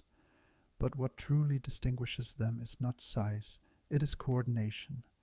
They signal one another with tail flicks, wing beats, sharp calls, launching hunts that are not random but rehearsed. This collective intelligence becomes their weapon, every movement a note in a symphony of predation. The herbivores are not passive. Ceratopsians evolve larger frills, not just for display but for protection, their bone thickening into living shields that predators must learn to circumvent. Ankylosaurs, already armored tanks of their time, push defenses further. Imagine descendants with overlapping plates fused into shells nearly impenetrable, tails ending not only in clubs but in spiked maces swung with bone-cracking force. Sauropods too adapt, their tails evolving into whips capable of shattering predator bones with a single strike. Even hadrosaurs, the seemingly vulnerable duck-billed dinosaurs, evolve in response. Their social cohesion grows tighter, their calls more complex, warning one another of danger, moving in unison like living waves across the grasslands. Gigantism, one of the hallmarks of the dinosaur age, continues to escalate in this alternate timeline. Sauropods that already stretched over 100 feet could have reached new extremes, their immense size itself an evolutionary fortress. To challenge such titans, predators must evolve specialized adaptations. Perhaps giant theropods arise, broader and more powerful than even Tyrannosaurus, their skulls engineered for crushing massive vertebrae, their strategies designed not for lone strikes, but for coordinated assaults by bonded pairs or family groups. The Earth itself groans under the weight of these titanic contests, ecosystems reshaped not by climate alone, but by the biological warfare of evolution. In the forests, the arms race takes subtler forms. Camouflage becomes a weapon. Smaller herbivores evolve cryptic coloration, their scales patterned to mimic ferns and cycads, vanishing into the greenery at the slightest hint of danger. Predators respond with sharper senses, vision attuned to movement, smell capable of tracing hidden trails, hearing fine enough to catch the faintest rustle. Even plants are swept into the contest. Cycads and conifers develop toxins to deter feeding, their leaves thick and fibrous. Herbivores counter with complex digestive systems, stomachs that ferment and neutralize poisons, jaws evolving with grinding plates, sharp enough to break down even the most stubborn foliage. The oceans mirror these struggles in their own vast arena. Mosasaurs evolve bulkier bodies, faster tails, and sonar-like sensitivity to vibrations in the water, detecting prey even in murky depths.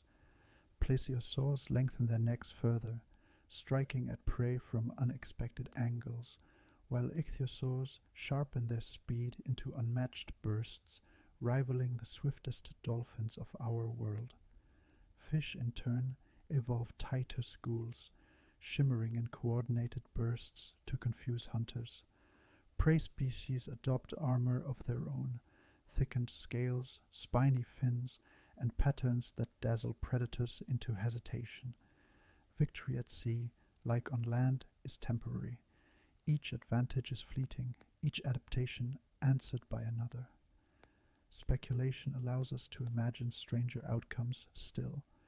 The predator-prey dynamic is not only physical, it drives minds as well. Raptors forced to outwit ever-defensive herbivores may develop advanced planning, anticipating the moves of their quarry. Social predators may evolve rudimentary forms of teaching, passing strategies from one generation to the next, their knowledge growing like an invisible inheritance. Herbivores, too, may respond with intelligence. Migration routes remembered across generations, alarm calls refined into complex systems of communication, group defense strategies resembling the communal behaviors of elephants or wildebeests today. In this way, the arms race becomes more than tooth and horn. It becomes a crucible for consciousness itself. Now close your eyes and picture this world. The plains are thunderous with herds clad in armor and spikes, their silhouettes jagged against the horizon. From the shadows, predators advance, eyes glowing with calculation, bodies primed for lethal efficiency. In forests, camouflage and silence weave a deadly dance of ambush and escape. In seas, leviathans clash beneath the waves, their contests rippling across entire ecosystems. It is brutal, yes, but it is also magnificent. For in the endless contest between predator and prey, life is elevated, scales become art, bone becomes architecture, and the struggle for survival becomes the greatest sculptor Earth has ever known. This is the essence of a world without interruption, a world where extinction never silenced the thunder. The arms race does not end. It deepens, escalates, and transforms, creating a planet that is not merely inhabited by dinosaurs, but defined by their eternal struggle. For every lineage that rises, another is held down. Evolution is not a fair contest, but a crowded theater, where survival depends not only on adaptation, but on chance, timing, and opportunity. In our timeline, the sudden absence of dinosaurs gave mammals their opening. It was not that they were destined to rule, but that they inherited a world stripped of its giants. Without that accident, without fire in the skies and silence in the forests, their chance may never have come. Picture the mammals of this alternate Earth. They remain small, their bodies furred, their eyes wide for nocturnal life. They scurry through roots, glide from branches, or swim in shadowed ponds, but they never rise to prominence. The dinosaurs claim every visible niche, giants in the plains, armored herbivores in forests, predators on the hunt across every terrain. Mammals exist only in the margins, a supporting cast in an ecosystem where reptiles hold the stage. In this world, primates never appear. The delicate balance that gave rise to monkeys and apes in our history was made possible by the collapse of reptilian dominance, by forests reshaped in the wake of extinction, by niches left vacant for exploration. Here, those niches remain closed. Forest canopies are filled not with chattering primates, but with feathered dinosaurs, gliding, climbing, and leaping with grace. The undergrowth is not a place for lemurs or monkeys to evolve, but a hunting ground for small predators with keen eyes and sharper claws. Mammals, hemmed in from above and below, never climb into that space of potential. Speculation allows us to ask, what becomes of them instead? Perhaps they remain forever the small survivors, evolving into greater diversity, but never into dominance. Some may become specialized burrowers, carving elaborate tunnel systems beneath the soil, their societies hidden entirely underground.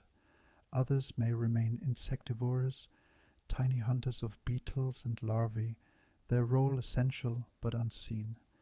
A few may adapt to rivers and lakes, their lives tied to water, but always at the mercy of reptilian predators that rule the surface. They persist, but they do not rise, and so humanity never arrives.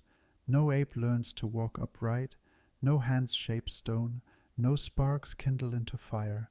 The story of intelligence, if it comes at all, belongs to dinosaurs, or not at all.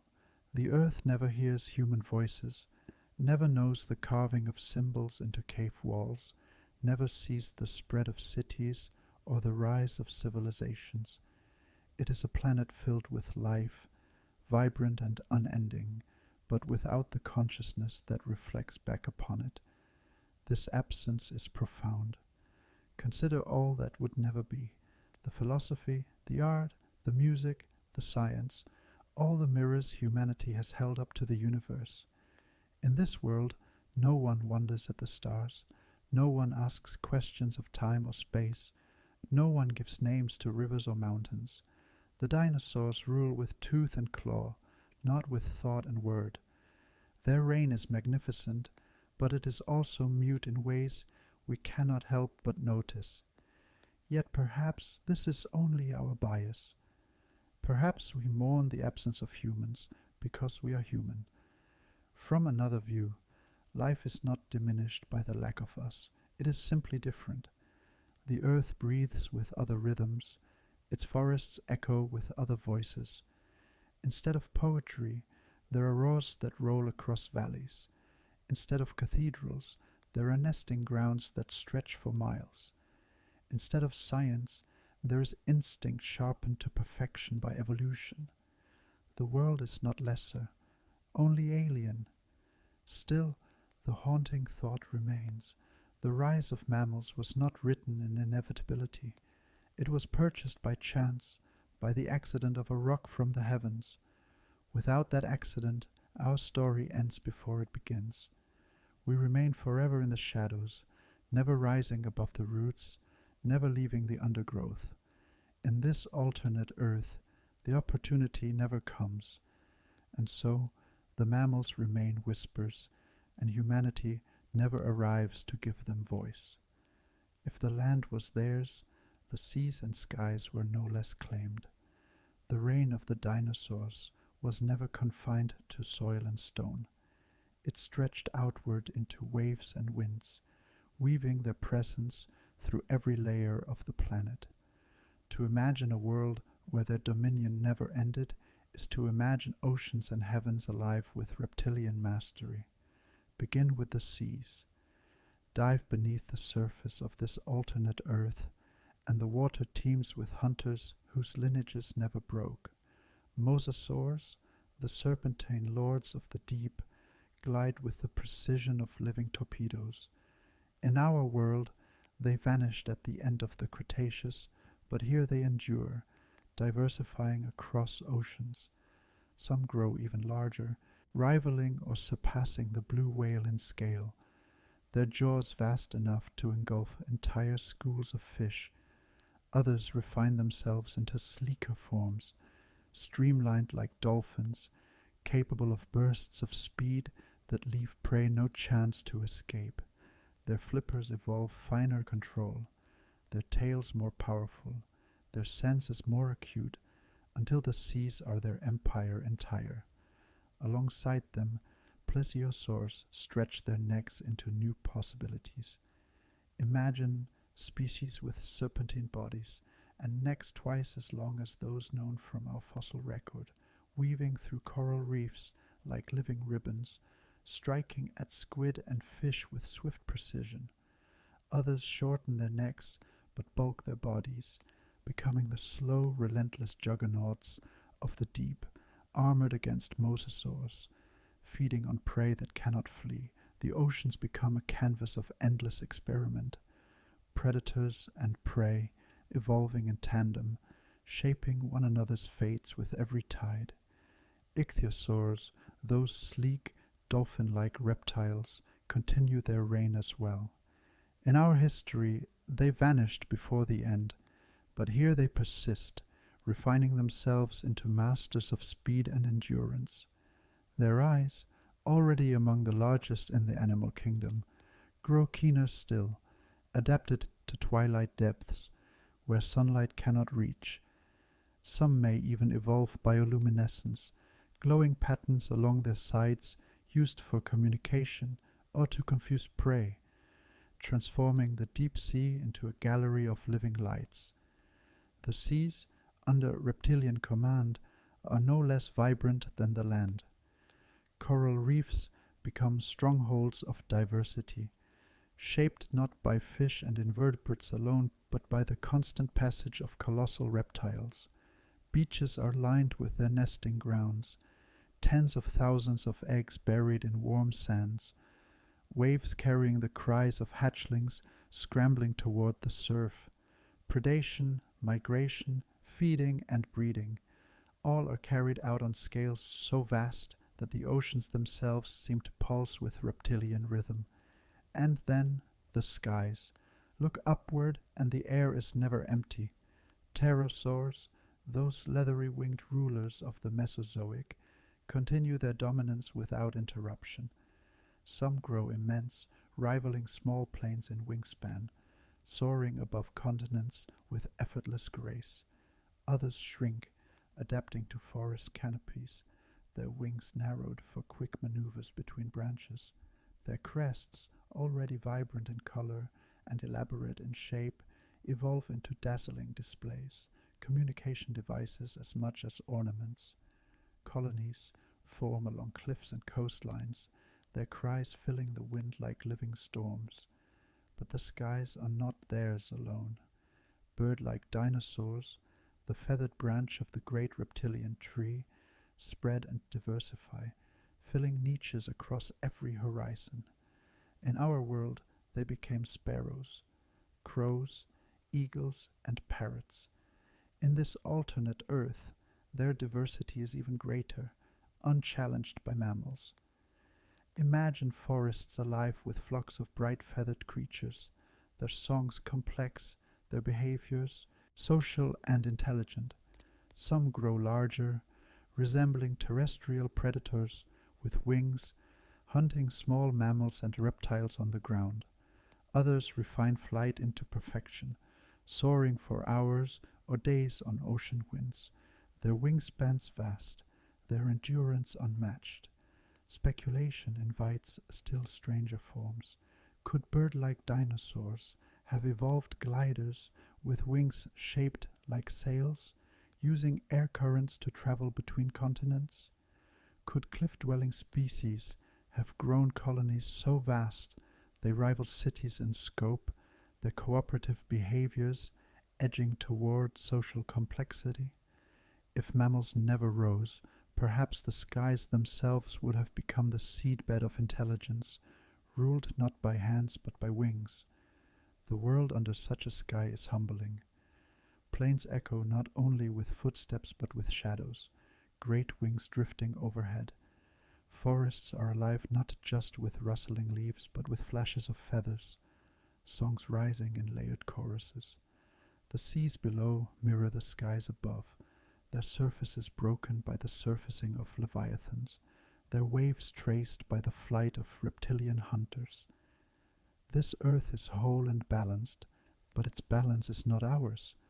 Its oceans are not the oceans we know.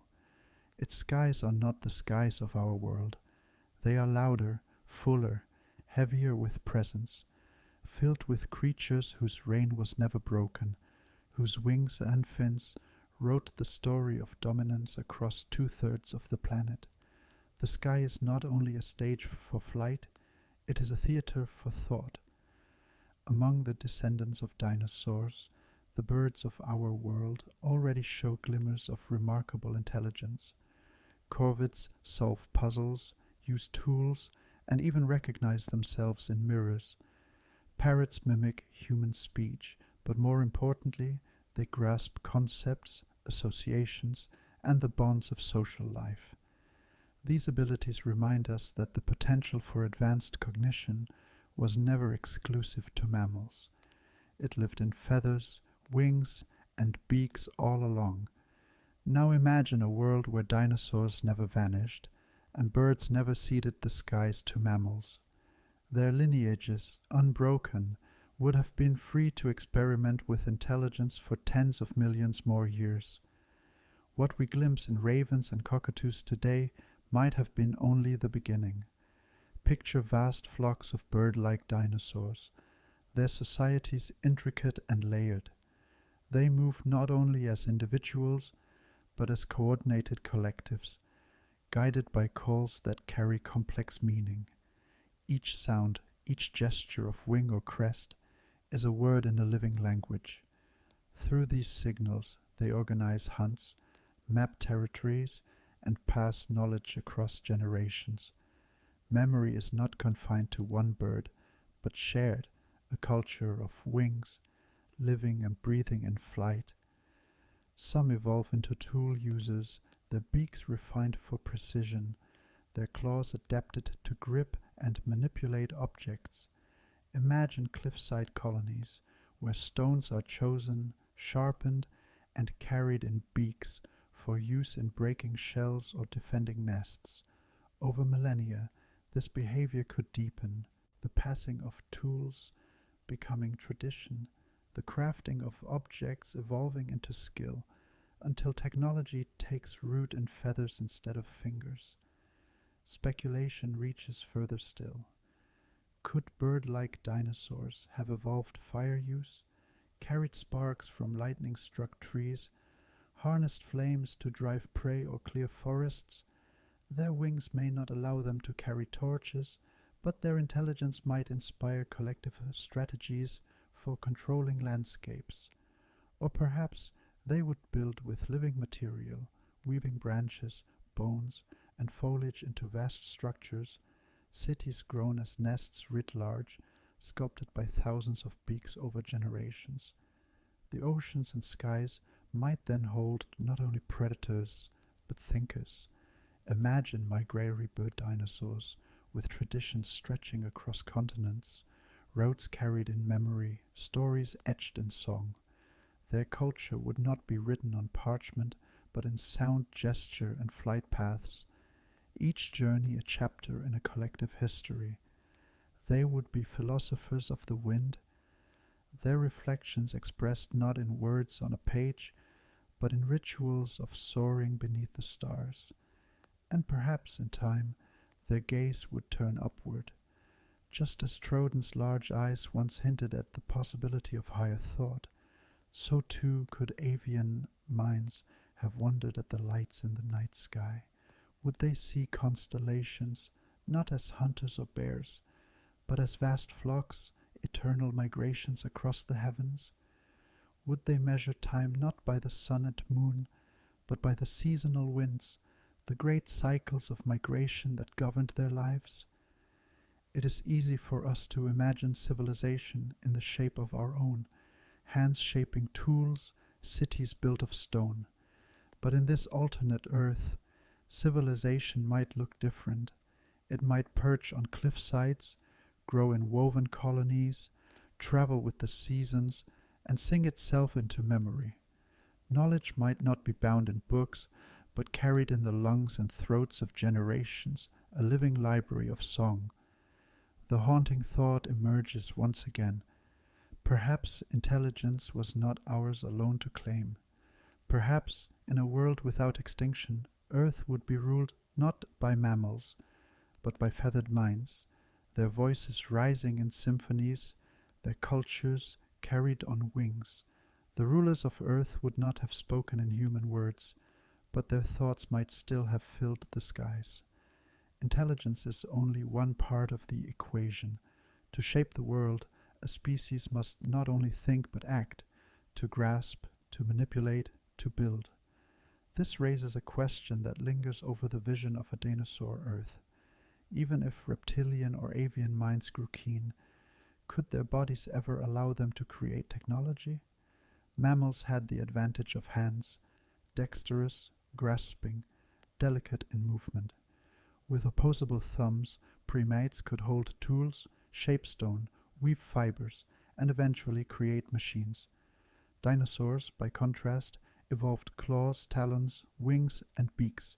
Powerful, yes. Precise, no. Yet we must not underestimate evolution's creativity, nor intelligence's persistence in finding solutions. Consider the beak. In modern birds, beaks are used to crack shells, pry open bark, manipulate twigs, and even craft simple tools. Crows bend wires into hooks. Cockatoos snap sticks to length for extracting insects. These are not crude accidents, but deliberate acts of shaping. Over millions of years, beaks might have grown more specialized, finer tipped, or even serrated for precision. In a world where avian dinosaurs were pushed by survival into using tools daily, the beak itself could have become an instrument as versatile as a hand. Claws, too, carry potential. Raptors already wielded formidable talons, curved and sharp, capable of gripping prey. Some theropods had three-fingered hands, less flexible than ours but not useless. Imagine a lineage that gradually refined dexterity, trading brute strength for precision. Over millennia, fingers might lengthen, claws flatten into keratinous nails, joints become more flexible. The shift would not be immediate, but given enough time, even modest adaptations could allow for tool manipulation, and if anatomy resisted such changes, intelligence might still adapt in other ways. Tools need not always be gripped. They can be worn, wielded, or even built into environments. A clever lineage of dinosaurs might have used their beaks to wedge stones into wooden shafts, creating spears they carried in jaws. They might have balanced cutting stones in nests, using body weight to sharpen edges. They might have developed a culture of architecture, not with hands, but with entire bodies, colonies building structures by collective effort, carrying and placing objects as ants and termites do today. The limits of anatomy, then, are not absolute. Even without hands, the potential of brain power could have reshaped the landscape. We see this truth already among creatures of our own world. Beavers with their teeth alone alter rivers and valleys. Termites with nothing but mandibles build cathedrals of mud and clay. Octopuses, boneless and fleeting in lifespan, solve puzzles and use coconut shells for protection. None of these creatures have hands, yet all show us that intelligence finds pathways beyond anatomy's initial gift. Speculation allows us to imagine a reptilian Earth where technology arises not as ours did, but in alien forms. Perhaps tools were carried not in hands, but in beaks, designed light enough for flight yet sharp enough to serve as weapons or instruments. Perhaps fire, once discovered, was maintained not in hearths, but in communal nesting grounds, carefully tended with wings and bodies shielding sparks from the wind. Perhaps architecture was not stone piled high, but vast woven structures of branches, reeds, and bones, created not by individuals, but by entire colonies working together. Would they have built wheels, engines, or machines as we know them? Perhaps not. But technology is not only measured in steel and electricity, it is measured in the ability to extend the body with objects, to transform the environment with thought. In that sense, a dinosaur Earth could have seen civilizations grown from feathers and scales, technologies shaped by the strengths of beaks and claws, and cultures that carried their memory not in written words but in song, structure, and ritual. The haunting truth is this: intelligence does not require our form. It does not need our hands, our voices, or our tools. It needs only time, pressure, and opportunity. If dinosaurs had never fallen, the world might still have birthed technology, alien, strange, unrecognizable to us, yet no less profound in its mastery of thought and creation. If intelligence had blossomed in reptilian lineages, the Earth would bear the marks of civilizations unlike anything we recognize. To picture them is to step into an alien future, built not of our bones and instincts, but of scales, feathers, and wings. Their tools, their structures, their very sense of culture would emerge from anatomies and instincts that diverged from our own long before we were even imagined. Begin with the simplest expression of civilization, shelter. Humans built with stone, wood, and clay, stacking materials into walls and roofs. Dinosaurs, lacking hands, might have built differently. Imagine colonies of intelligent raptors weaving branches, reeds, and bones into vast communal structures. nests that span entire valleys. These would not be crude but elaborate, shaped with precision by thousands of coordinated bodies, each placing materials according to ritual or command. From the air, such structures might resemble intricate spirals, circles, or fractal patterns, mirroring the natural geometries of feathers and scales. Civilization itself would be grown like a nest, not stacked stone by stone, but woven branch by branch. Technology, too, would bear their signature. Where we carved stone and forged metal, they might have focused on other mediums. Bones could be sharpened into blades, shells hollowed into containers, obsidian shards carried in beaks as cutting tools. Fire, once discovered, might be maintained not in hearths, but in great communal pits, tended by entire flocks. Its use would spread slowly, perhaps carried as smouldering branches from colony to colony, firelight gleaming against the feathers of creatures that learned to tame flame without ever touching it with hands. Cities would not rise as rectangles of stone.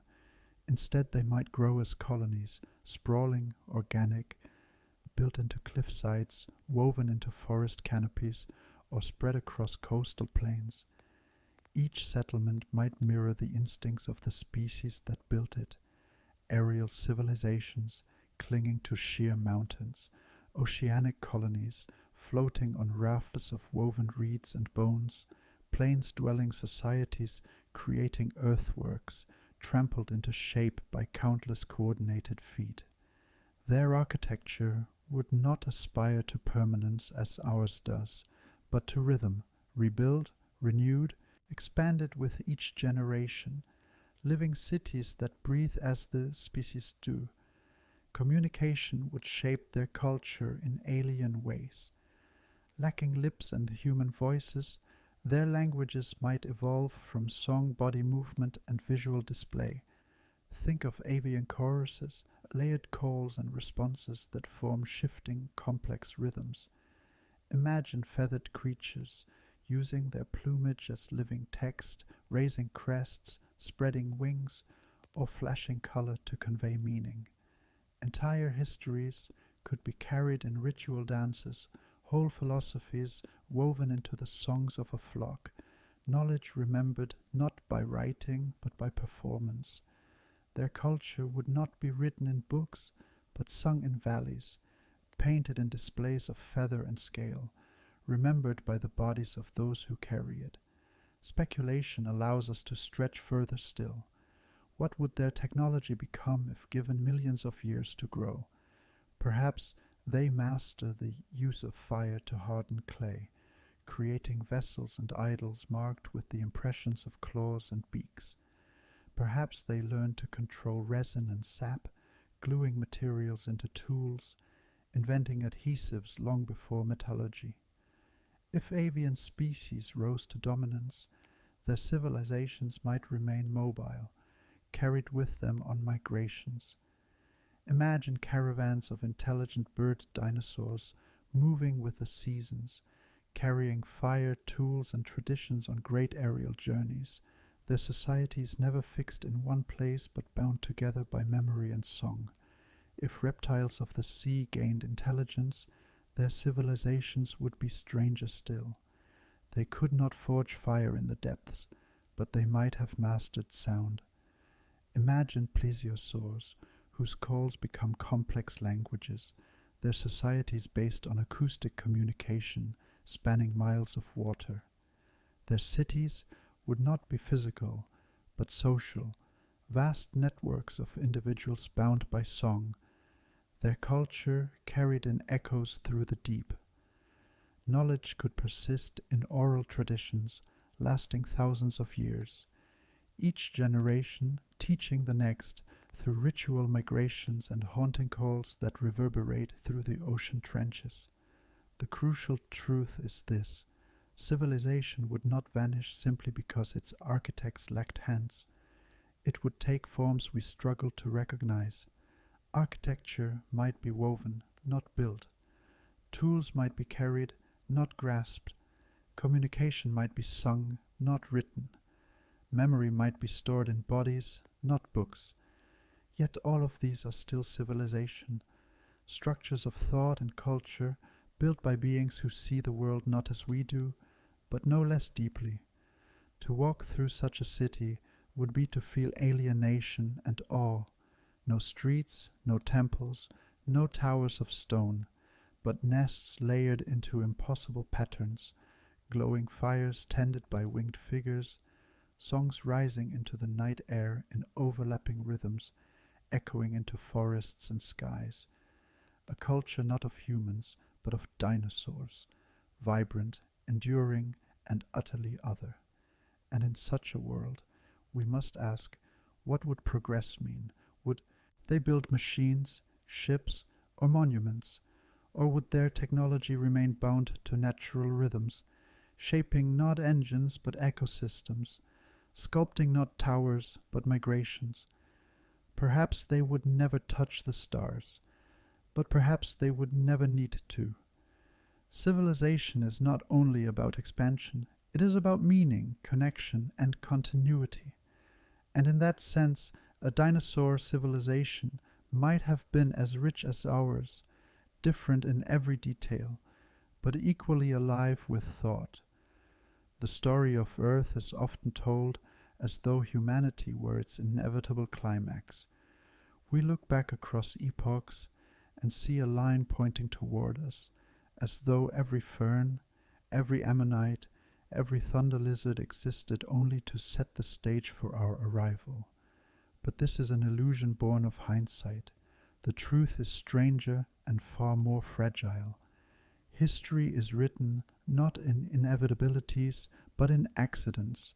A single chance event, a rock falling from the sky, carved open the stage for mammals to ascend. Without it, that path vanishes. The story we tell ourselves as ours is never written. In the alternate Earth, where the asteroid missed, the dinosaurs endure. Their dominion, already stretched across 165 million years, expands further, layering new chapters upon a reign that has no end in sight. They continue to adapt, diversify, and dominate every ecological niche. And in their shadow, mammals remain small, furtive survivors of twilight and undergrowth, clever but constrained, enduring but unremarkable. Picture this world in detail. On vast plains, herds of ceratopsians march in their thousands, horns glinting in the sun like fields of living spears. Towering sauropods graze at treetop height, their necks sweeping arcs across the canopy, their massive feet reshaping riverbanks into marshlands. Tyrannosaurs stalk the margins of forests, their calls reverberating like thunder across valleys. Above, the sky is alive with pterosaurs riding thermal winds, their wings casting shadows over the land, while bird-like dinosaurs chatter in dense flocks within the branches. And where are the mammals? They are there, but only in the margins. A whiskered insect eater scurries from one root tangle to the next, vanishing the instant a predator's gaze sweeps the ground.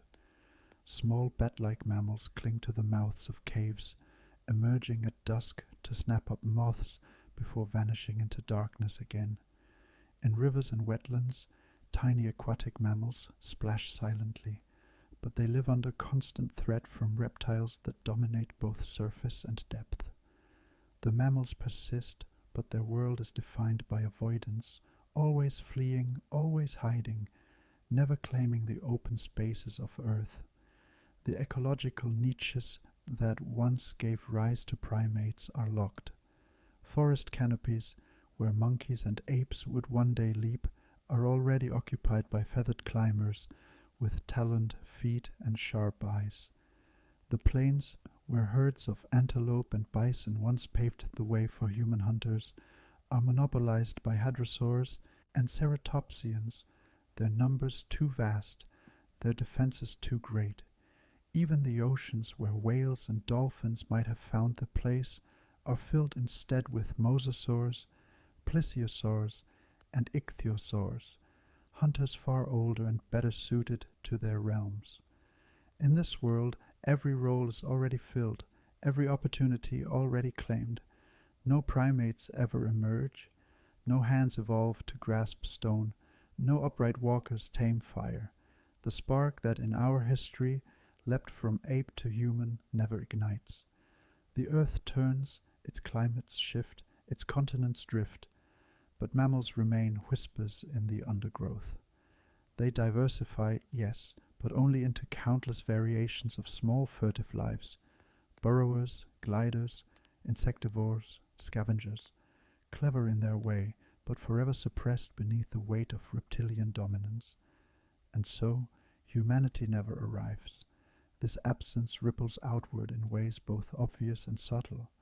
The long arc of culture, tools, art, language, story, is erased before it can begin.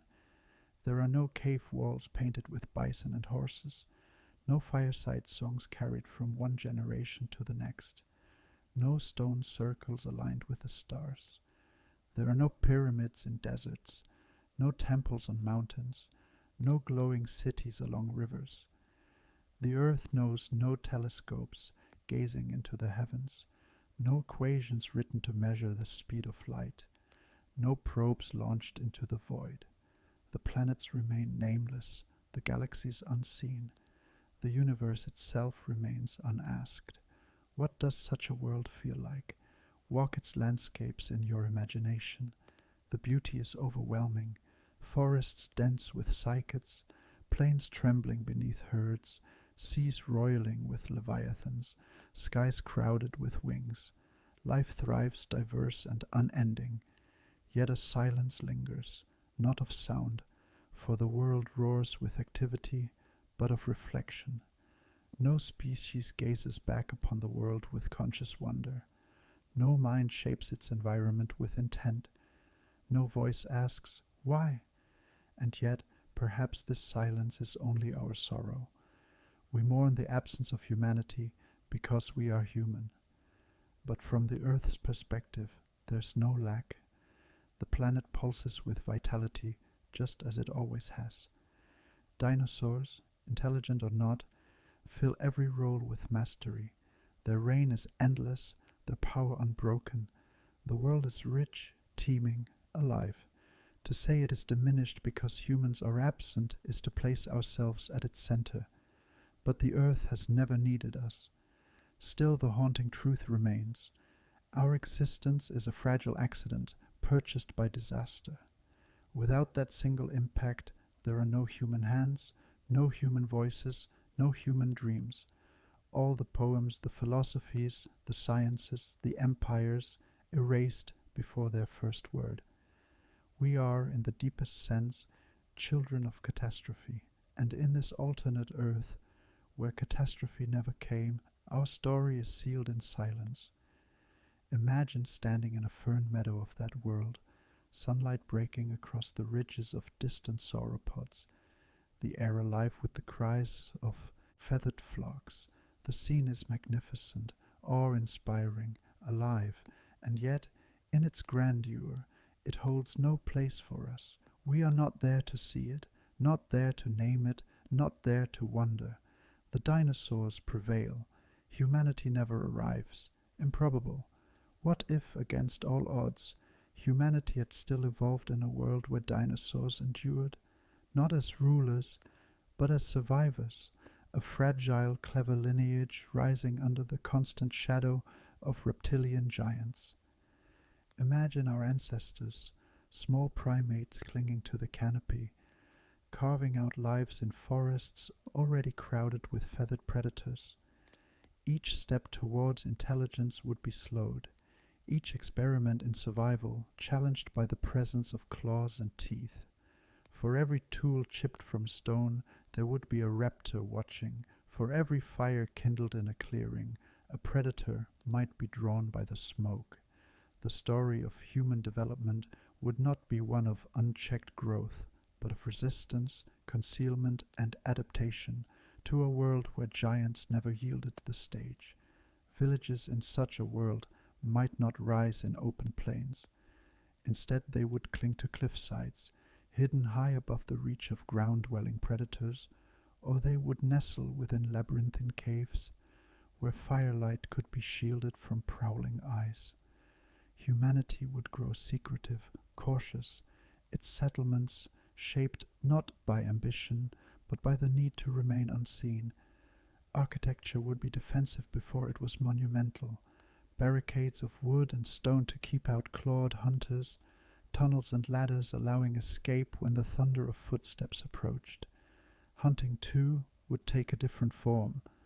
Our ancestors might never have followed herds across the savannah, for those herds would be armored and colossal, guarded by predators far beyond human strength. Instead, human survival might hinge on scavenging, on stealth, on traps and poisons. Spears and arrows might not be for bringing down great beasts, but for striking swiftly and escaping before retaliation arrived. Knowledge of plants, their toxins, their medicinal properties would become essential, a science born not of curiosity, but of necessity. Even fire, that primal human tool, would be precarious. Its light would betray human presence to sharp-eyed hunters. Its scent would carry across forests, drawing creatures who ruled the night. To wield flame would be an act of danger, a gamble with visibility in a world where concealment was survival. And yet, without fire, progress falters. Perhaps humanity, in this alternate earth, learned to master fire only in hidden sanctuaries, deep caves, enclosed valleys, or mountaintops, where predators dared not tread. Fire would not be a symbol of dominance, but of secrecy, a stolen gift kept hidden from the rulers of the land. Culture itself would grow differently under this shadow. Storytelling might revolve around survival, with myths and legends not of gods, but of predators, thunder lizards cast as eternal forces to be respected, feared, and placated. Language might evolve with coded layers, allowing communication without drawing attention, whispers, gestures, rhythms in the dark. Music might be percussive, quiet, and carried in the safety of enclosed spaces, never swelling into the open air where it could invite death. And yet, perhaps in their struggle, humans would grow sharper still. Every generation forced to live beneath giants would be a generation trained in strategy, patience, and cunning. Entire cultures might be built upon camouflage and deception, their people masters of disguise, blending their dwellings and their bodies into the world around them. Humanity would be defined not by open conquest, but by resilience and guile. But would such humanity ever rise into civilization? Could agriculture, that great leap, even be possible in the shadow of dinosaurs? Fields in open plains would be trampled by herds or claimed by massive herbivores. Perhaps humans would turn to terrace farming on cliff sides, or to cultivating plants in enclosed valleys, hidden from wandering titans. Domestication of animals would be limited, for the small mammals available might serve as food, but not as companions in labor.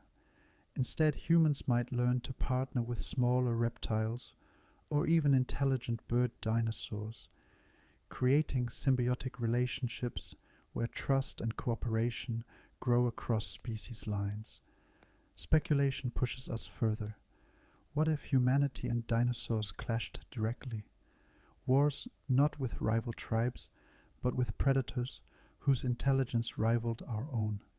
Imagine entire epochs defined by the conflict between scaled minds and mammalian persistence, each side adapting in turn, traps versus ambushes, tools versus claws, fire versus flight.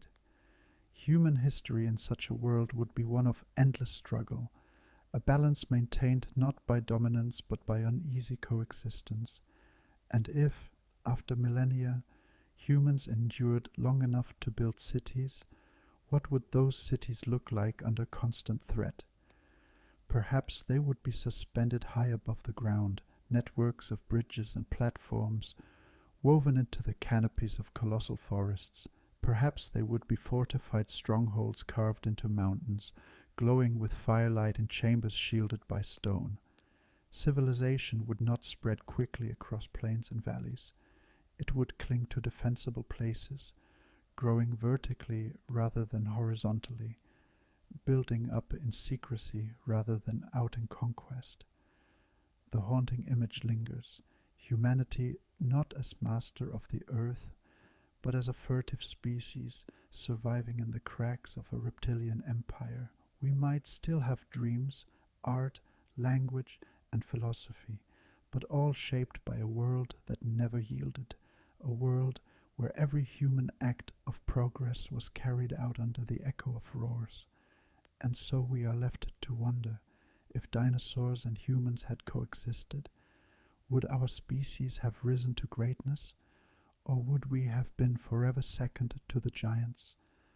Would we have shared the earth in a fragile balance, or would we have vanished, another failed lineage erased beneath the thunder of reptilian steps? The land was not the only empire of the dinosaurs. While giants thundered across plains and forests, another kingdom unfolded beneath the waves. The oceans, covering more than 2/3 of the planet, were home to creatures as vast and formidable as anything that walked on land. Mosasaurs, plesiosaurs, and ichthyosaurs carved their dominion into every current, their reign as ancient and as secure as that of the tyrants above. But what if their legacy had continued? If the asteroid had missed, the seas would still be alive with reptilian leviathans, and in that unbroken reign, could intelligence have risen from the water itself? Consider the plesiosaurs, with their serpentine necks and keen senses. They already hunted with precision, striking at schools of fish in coordinated bursts. Over millions more years, could cooperation deepen into communication? Could their cries, carried through the water, evolve into layered languages, subtle and complex, spanning miles beneath the waves? Or the mosasaurs, serpents of the sea with power in every muscle? They were apex predators, rulers of their realm. Intelligence often blooms under pressure, but it can also arise in the steady dominance of those who must coordinate, remember, and teach. Imagine a lineage of mosasaurs that, instead of relying solely on brute strength, began to use strategy, corralling prey, teaching young to hunt, passing knowledge from one generation to the next. And then the ichthyosaurs, dolphin-like in form, with eyes among the largest in the animal kingdom. Their very shape mirrored that of mammals, who, millions of years later, would rise to mastery of the oceans. But in this alternate earth, whales never come. The ichthyosaurs endure, refining their speed, their coordination, and perhaps in time, their capacity for thought. Their societies might echo across the water in haunting calls, a chorus of minds spread wide across the seas. Speculation invites us further still. What would an ocean-based civilization look like? Fire, the tool of humanity, is useless here. Metal cannot be smelted beneath the waves, and stone tools sink into the abyss. But perhaps technology would take other forms. Imagine structures grown from coral, shaped by deliberate placement, guided by reptilian architects who cultivate reefs into shelters and meeting places. Picture kelp forests cultivated as farmland, tended and harvested in cycles. Envision tools of bone, shell, and tooth, carried not in hands but in jaws and flippers, designed for the fluid medium of the sea. Civilization might not be built in cities of stone, but in networks of colonies stretching across the oceans, bound together by song. Knowledge could be carried in oral traditions, lasting thousands of years, each migration a passing of history, each journey an act of continuity. Maps would not be drawn, but remembered in currents, stars glimpsed at the surface, and the rhythms of tides. Time itself might be measured not by seasons on land, but by the migrations of prey and the phases of the moon. Would such beings ever reach the stars? Perhaps not in the way we did, but their civilizations might turn inward instead of upward, exploring the mysteries of the deep, the thermal vents, the trenches, the ecosystems that glow with alien light. To them the stars above might be distant, irrelevant. Their universe would be the ocean, vast and unending, filled with more wonder than any sky. Yet it is not impossible to imagine them breaching the boundary between water and air. A lineage of intelligent marine reptiles might one day learn to shape rafts of wood or seaweed, gathering on the surface, gazing at the heavens. They might send scouts ashore, curious flippant philosophers, crawling onto beaches to investigate the strange solidity of land. Civilization might stretch across two realms, born in water, but reaching tentatively toward shore, bridging worlds as no species ever has.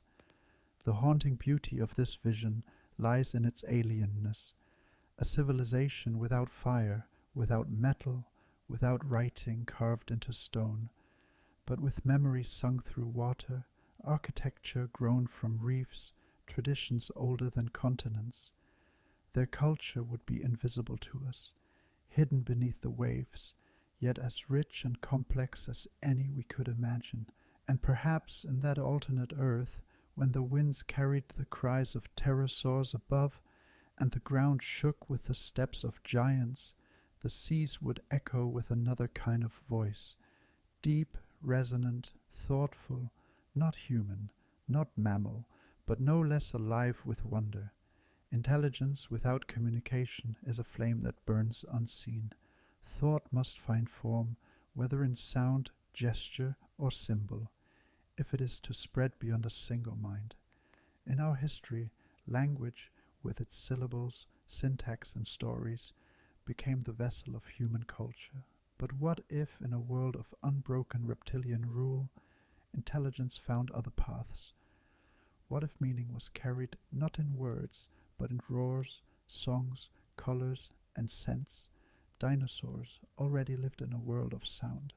The low-frequency bellows of hadrosaurs may have carried for miles across plains, vibrating through the ground as much as the air.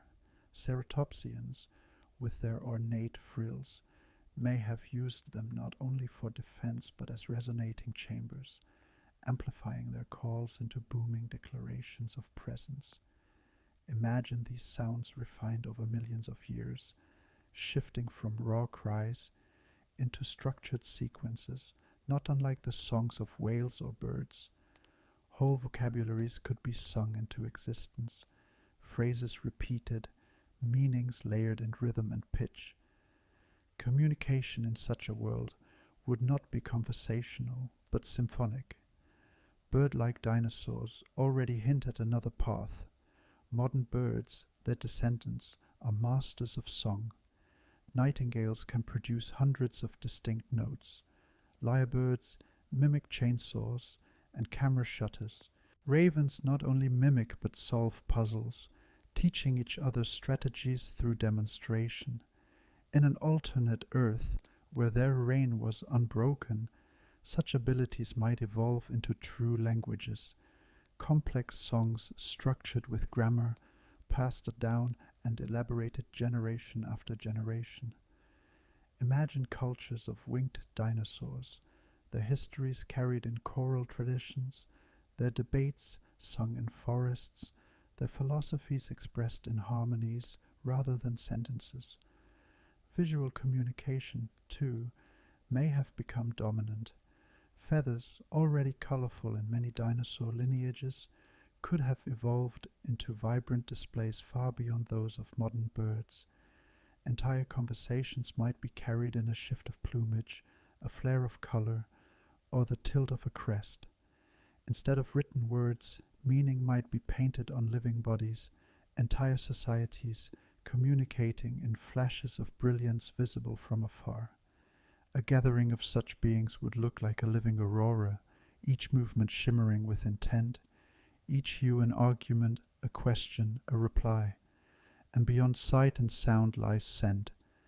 Many reptiles today rely on chemical communication, pheromones marking territory, signaling readiness to mate or warning of danger. In a dinosaur Earth, such systems could have grown into elaborate languages of smell. Imagine intelligent dinosaurs releasing subtle chemical signals, blending scents as we blend words, creating complex conversations in invisible clouds carried by the wind. To human senses, such dialogues would be imperceptible, yet to them it would be as rich and nuanced as any spoken tongue. Their libraries might not be scrolls or songs, but landscapes saturated with chemical markers, history written into the air itself. Speculation stretches even further. Could communication have combined all these forms, sound, color, scent, into multidimensional languages far beyond our comprehension? A single statement might be sung, flashed, and scented all at once, layers of meaning overlapping. Where we struggle with the limits of words, they might weave symphonies of multisensory expression, understanding each other in dimensions closed to us. Such languages would shape their cultures profoundly. Storytelling would not be linear, but layered, more like music or painting than prose. Philosophy might be experienced rather than spoken, conveyed through group displays, sense, and harmonies that immerse participants in meaning. Memory would not be written on paper, but carried in living performances repeated across generations. To us, their civilizations might appear wordless. To them, ours would seem flat, impoverished, stripped of color, tone, and scent. Communication defines not only culture but also thought itself. A dinosaur Earth might have birthed minds that do not think in words, but in patterns of sound, color, and smell. Their inner worlds would be alien, not silent, but filled with harmonies, flashes, and scents that mirror their outer exchanges. Their consciousness might resemble symphonies rather than monologues, their dreams unfolding not as stories, but as layered sensory experiences. The haunting truth is this: language is not one thing. It is whatever carries meaning from one mind to another. In our world, it became words. In theirs, it might have become music, plumage, and scent. Civilization itself would have been shaped by these alien forms of dialogue, rich, vibrant, and utterly unlike our own. Civilization is not merely tools, architecture, or communication. It is also the act of reflection, the turning inward of intelligence upon itself. Philosophy is the mirror in which a species sees not only the world, but its place within it. For humans, this mirror has been shaped by language, by dualities of good and evil, by questions of purpose and mortality. But what would philosophy look like if it were written not by mammals, but by dinosaurs? Imagine first the perspective of time. Dinosaurs, in this alternate Earth, endure not for centuries of rule, but for tens of millions of years unbroken. Where humans measure time in lifetimes and civilizations, they would measure it in epochs, migrations, and the slow drift of continents. Their philosophy might not ask, what is the meaning of life, but rather, what is the rhythm of life? Existence would be seen not as a fragile spark, but as an unending cycle, flowing like the migration of herds or the return of the seasons. Their myths might not be stories of beginnings and endings, but of continuity. Where humans speak of creation and apocalypse, dinosaurs might speak of eternal return. Herds that rise, flocks that migrate, oceans that swell and recede. Life is not linear, but circular, an endless pattern mirrored in their very world, where predator and prey continually shape each other, and survival is never final, but always renewed. Consider also the role of death. For humans, death is the end of an individual story, a mystery that has fueled countless religions and philosophies. But for creatures that live within vast herds and flocks, identity may be less individual, more collective. A hadrosaur might not see itself as I, but as we, a member of a lineage that stretches across generations. The philosophy of death might not be about the fate of the soul, but about the continuation of the herd, the song, the migration. To die is not to vanish, but to return one's strength to the pattern, to make way for the next cycle of life. If intelligence arose among predators, their reflections might be different still. Raptors, attuned to strategy, coordination, and the thin line between success and failure, might develop philosophies centered on balance and adaptation. Their wisdom would not dwell on eternal truth, but on shifting circumstances. The art of reading the environment, of responding to change, of survival as a form of harmony with the world rather than conquest of it.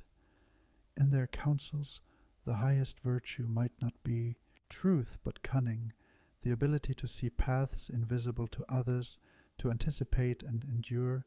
And then there are the avian philosophers, descendants of dinosaurs who already in our world demonstrate problem solving and culture. For them, song itself might become philosophy. Where our thinkers wrote in words, theirs might compose in harmonies, embedding ideas in chords and rhythms that cannot be spoken but only experienced. A philosophy expressed as music would not be abstract, but embodied, felt in the body as vibration, lived in the moment of performance. Their questions might be sung, their answers echoed, their debates unfolding as duets or choruses rather than arguments. To us it would seem alien, but to them it would be the deepest form of thought. Speculation can take us further. Could philosophies have arisen around communication itself? Imagine a society where plumage shifts, body movements, and sense carry meaning. Their philosophers might not ask, what is truth, but rather, what is signal, what is genuine, and what is deception? Entire schools of thought could be devoted to the purity of communication, to the alignment between inner state and outer display. In such a world, ethics itself might be defined not by abstract rules, but by honesty of expression. Feathers that flash false signals would be condemned, while those who remain true to their colors would be honored. What of the cosmos? Humans have long looked upward, reading the stars as stories, maps, and mysteries. Would dinosaurs have done the same? Perhaps, but through different metaphors. Where we saw hunters and bears in constellations, they might have seen herds, wings, and migrations. The night sky could be a mirror of their own patterns, stars as endless flocks moving across eternity, constellations as eternal predators chasing eternal prey. To them, the cosmos would not be distant, but familiar, the rhythms of earth reflected in the heavens, a reassurance that the cycle of life is mirrored by the cycle of stars. And beneath all of this lies a haunting possibility, that their philosophies would be so different, so deeply tied to senses and experiences foreign to us, that we might not even recognize them as philosophy. What we call logic and reason might, in their world, be music, movement, or scent. What we call truth might, in theirs, be resonance. What we call self might, in theirs, be flock. To encounter such thought would be to face a mirror warped beyond recognition, alien and yet alive with its own wisdom. The ultimate truth is this: philosophy is not a human invention. It is the natural flowering of intelligence, the moment when thought turns inward, and had the dinosaurs endured, the earth might have been filled with philosophies utterly alien to ours, no less profound, no less searching, but written in scales, sung in wings, and echoed across a world where we were never present. Speculation carries us to dazzling possibilities. Tool-making raptors, singing philosophers of the skies, ocean civilizations hidden in the deep. Yet we must acknowledge another path, one perhaps more likely than all others.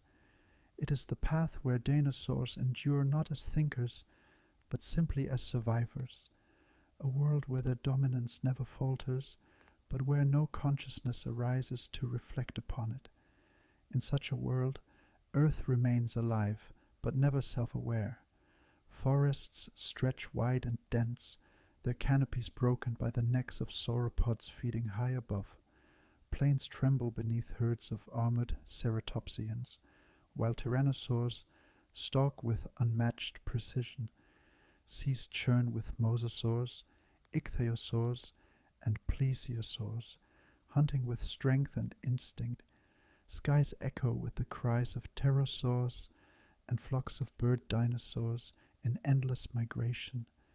The planet is vibrant, thunderous, full, and yet it is silent in a way that only reflection can break. For hundreds of millions of years, this earth cycles through life and death without pause. Predator and prey continue their eternal arms race, shaping bodies into armor and weaponry, speed and stealth. New species evolve, others vanish, ecosystems shift with the movement of continents and the rising of seas. But through it all, no one asks why. No one gazes into fire and wonders at its nature. No one looks to the stars and gives them names. No one questions their place in the order of things. This is not a diminished earth. It is not barren or empty. On the contrary, it may be more alive than ever, an endless abundance of forms, colors, and voices. But it is a life that exists only in itself, never turning inward, never reflecting back. The earth thrives, but it does not think. To us, this vision may feel haunting. We equate meaning with reflection, as though the universe requires someone to ask questions in order to matter. But perhaps that is our bias, born of our own restless minds. From another view, life without philosophy may be purer, more direct. Dinosaurs hunt, feed, mate, migrate. Their existence is immediate, untroubled by abstractions of future or past. They are not burdened by longing, regret, or the search for purpose. They live entirely within the present, a perfection of instinct we often envy. Speculation allows us to stretch further. How long could such a world endure? Perhaps indefinitely. Dinosaurs survived for 165 million years before the asteroid. Given more time, they might have continued for hundreds of millions more, adapting to new climates, evolving new shapes, but never stepping across the threshold of consciousness. Even as continents drifted into new formations and ice ages came and went, they might have remained the planet's rulers, unthinking in the reflective sense, but utterly successful in survival. It raises a deeper question. Is intelligence necessary at all? Our species tends to see consciousness as the pinnacle of evolution, but in truth, survival is the only measure evolution demands. Dinosaurs thrived longer, without reflection, than humans have existed with it. Perhaps the earth does not require thought, only life. Perhaps the true story of the planet is not about philosophy or civilization, but about the unbroken resilience of species that live without questioning, without imagining, without dreaming. And so, in this alternate earth, the story might have been one of endless continuity, herds moving across plains, wings slicing across skies, waves broken by the surfacing of reptilian giants, a world alive with motion, yet devoid of mirrors, no art, no science, no history, only life, repeating itself endlessly, changing only in form, never in awareness. It is, in its own way, a beautiful vision, a planet unburdened by reflection, free from the weight of questions it cannot answer, a world that simply is. But for us who live by thought and story, it remains haunting, a reminder that consciousness is not guaranteed, that our own existence is an anomaly, fragile and fleeting, purchased by chance, and so we return to the silence of possibility, without that single moment of fire, without the sky torn open and the earth plunged into darkness. This planet might still belong to the dinosaurs. The forests would echo with their calls, the plains tremble beneath their weight, the seas and skies shimmer with their presence.